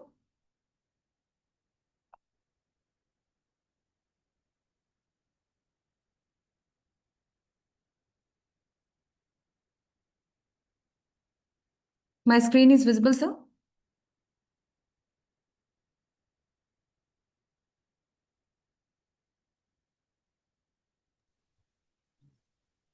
Sir, am I audible? Yeah. Okay, thank you.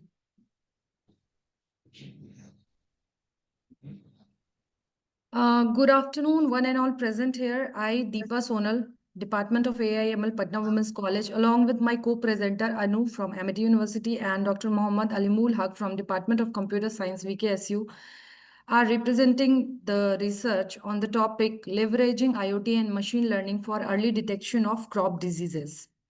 So coming toward the introduction, as we all know that the world population is growing day by day, and India has become the world's largest populated country in the world.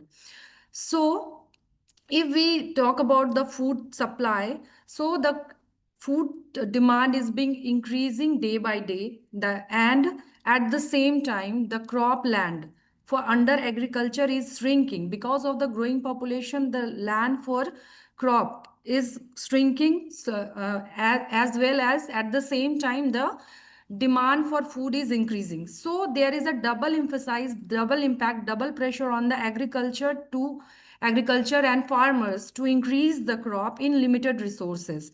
So we need to focus on the technique that can increase the crop production exponentially, as well as in the limited resources with the limited land and resources available.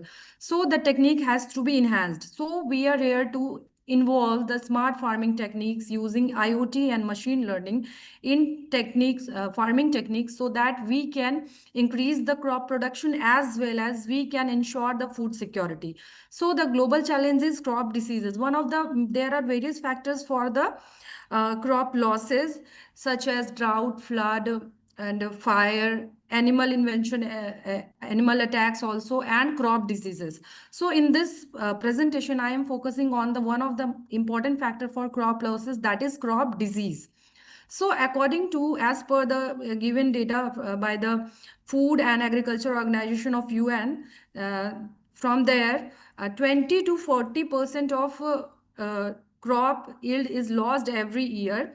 So, and also there is increase in demand. So agriculture output must be doubled by 2050 to sustain the growing populations. And if farmers are going to look for the disease manually, so it will take many hours for them. And why early detection is necessary? So to prevent the widespread damage, early identification stops diseases before they devastate the entire harvest, protecting farmers' livelihood and food supplies. Second point is enabling precision interventions. If we detect the crop diseases timely, so this allows targeted treatment, dramatically reducing unnecessary pesticides use and environmental impacts also. And the third one is this: it supports sustainability, that smart detection system advance sustainable farming practices. So here, integrating IoT and machine learning, that is a new paradigm that can be used for sustainable growth as well as smart techniques.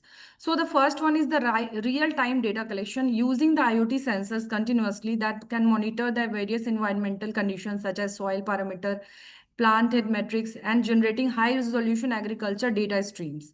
The second one is intelligent image analysis. Machine learning algorithm process the multispectral and microscopic images to identify the diseases, signatures invisible to the human observations. And the third one is the edge computing deployment, where wireless networks and edge computing enables low latency processing directly in the field, providing instant diagnostic feedbacks for the farmers. So now, the proposed model is dual imaging. We need to use in this method, we need to use the dual imaging and CNN-based disease quantification, where the imaging is being taken, the image is being captured, dual image is being captured using the smartphone and foldscope imaging, capture both the macro symptoms and also the microscopic diseases indicators for the comprehensive analysis. The second one step is the CNN classification, convolutional neural network classification. That framework classifies disease across the multiple crop types with up to 95% of accuracy. The third one is the severity quantification. In this, the pixel level segmentation precisely measure infection severity from 0.68% to 13.98%, enabling precision treatment protocols. So, and at the second level for capturing this image, we are using the drone in agriculture, that is the aerial intelligence from the crop health. In this, the advanced multispectral imaging is being taken from the drone, carrying the specialized camera, capturing the data across the visible and invisible light spectra to reveal subtle changes in the plant health. And the second, early and precise detection. AI algorithm analyze aerial data, identifying early disease symptoms and anomalies before they are visible to the human eye. The third, efficient large area coverage. No doubt that when drone is being used, the large area will be covered that is impossible for the human eye to be cast. Fourth one is the comprehensive field mapping that generate the detailed health maps guiding farmers to pinpoint the problem areas and also deploy the targeted treatments efficiently. And then along with the aerial monitoring system, mobile application can also be integrated. Android-based apps upload the field images wirelessly and delivering instant disease analysis results directly to farmers' smartphone also and immediate action. If farmers and in the real time, if farmers upload any photo. Then results and validation highlights, then field tested performance. At first, the demonstrated robust accuracy across diverse data sets collected under the real world field conditions, proving the practical viability beyond the laboratory settings. Then second one is the microscopic detection. It successfully identifies subtle fungus, spores and early pest traces completely invisible to the naked eyes examination, enabling true early intervention. And the third one is the actionable insights that generate the quantitative infection map that enable data-driven, evidence-based and decision-making for precision agriculture management. So these are the validation highlights. Then one case study was taken where the support vector machine model that was used to predict the late blight outbreak risk by the analyzing regional weather stations data pattern, providing early warning to the farmers against the potatoes late blight outbreak. And it was a collected data over 4 years and 50 monitoring locations where traces were taken in this algorithm, and the prediction accuracy was about 95%. It was data based completely, that was collected over the last 4 years. Then challenges and future direction. The very first challenge is the data standardization, because for developing the standardized multimodal data set and affordable technologies accessible to the farmers in diverse economic context. Second is the environmental robustness, enhancing the model performance under varying lighting, weather and environmental conditions for reliable year-round operation. These operations has to be done year-round, means throughout the years. And autonomous system, third one, building an end-to-end smart farming platform integrating AI and IoT, robotics and automated intervention system for complete crop management. That is still very difficult, feasible. It is actually economic, very not feasible for the farmer in our country to do that. So these are the few challenges that the government can look into and help the farmers to do this. So conclusion, the final conclusion is precision decision transforming the agriculture with smart disease detection. The first one is the precise disease management. IoT and machine learning enable unprecedented precision and speed in crop disease identification and treatment, revolutionizing agriculture practices. Second one is the resource optimization. Definitely the resource will be optimized using such technology, and crop losses can be reduced by 30 to 50%, minimizing the pesticide uses by 40%, and significantly decrease the water and resource wastage. And of course, the final point is it will definitely lead to a sustainable agriculture for the food production system in future. So the future of agriculture is intelligent, connected, and sustainable using smart farming techniques. Thank you. Any question? Any question?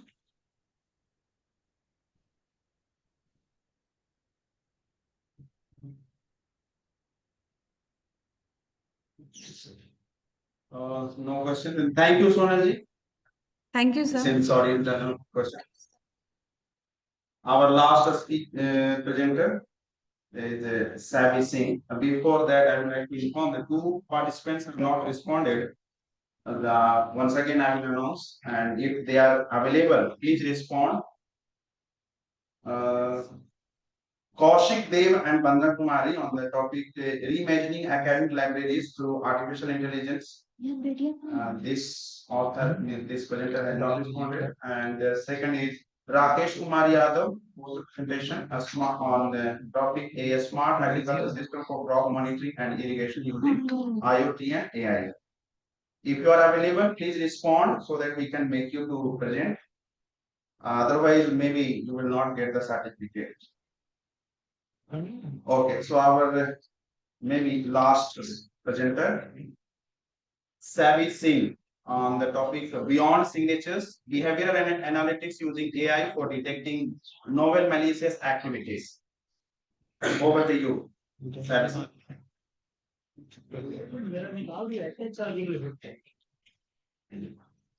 Thank you, sir, for giving me this golden opportunity. My name is Sally, and I am from MCA first semester. My topic is Beyond Signatures Behavior Analytics using AI for detecting novel malicious activities. So, from the topic Beyond Signature, we understand that it shows that we are not using just list of previous attacks, but want to catch even those threats that can never be seen before. And the second thing is that behavior analytics, it states that we study that how users or systems normally behave in a network. First point abstract.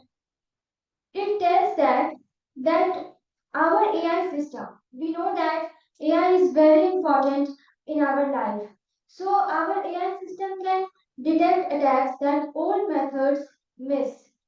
For example, if a hacker tries a totally new virus that does not exist in the database, traditional antivirus will ignore it, but our AI notices unusual behavior, so give it result and alerts the system.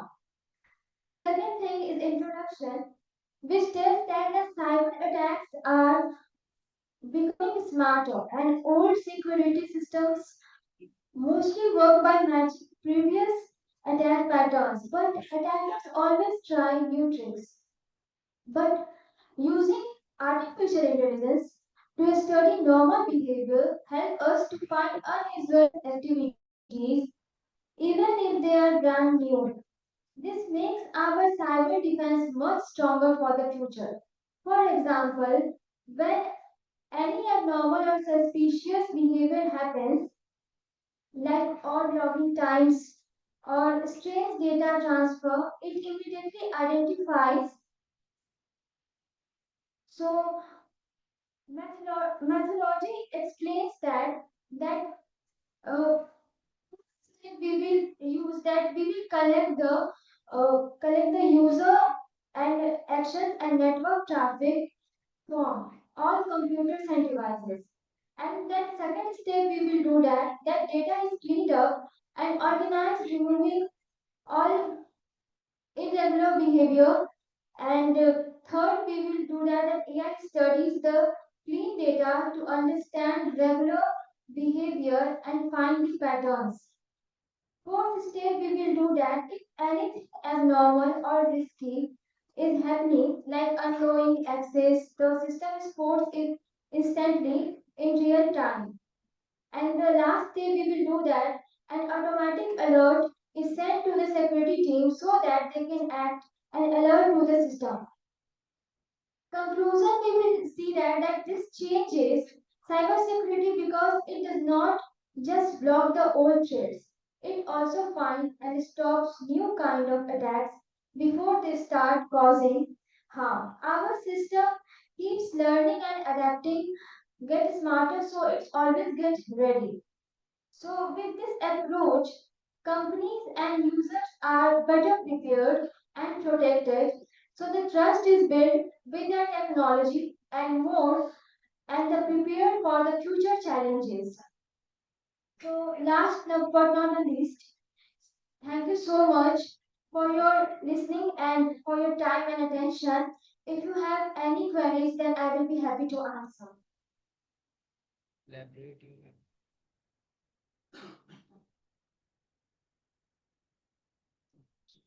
Any question? Students?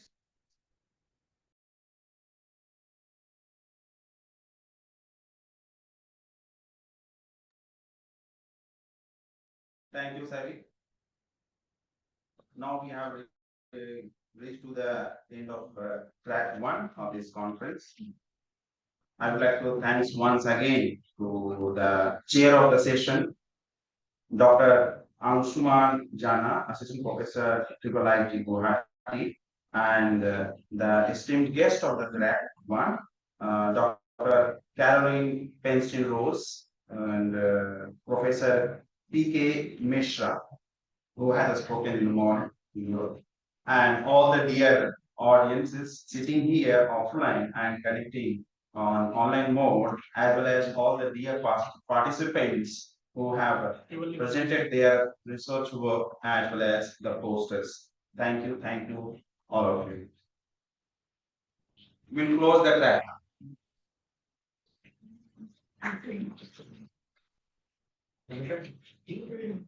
क्या करे काट दूँ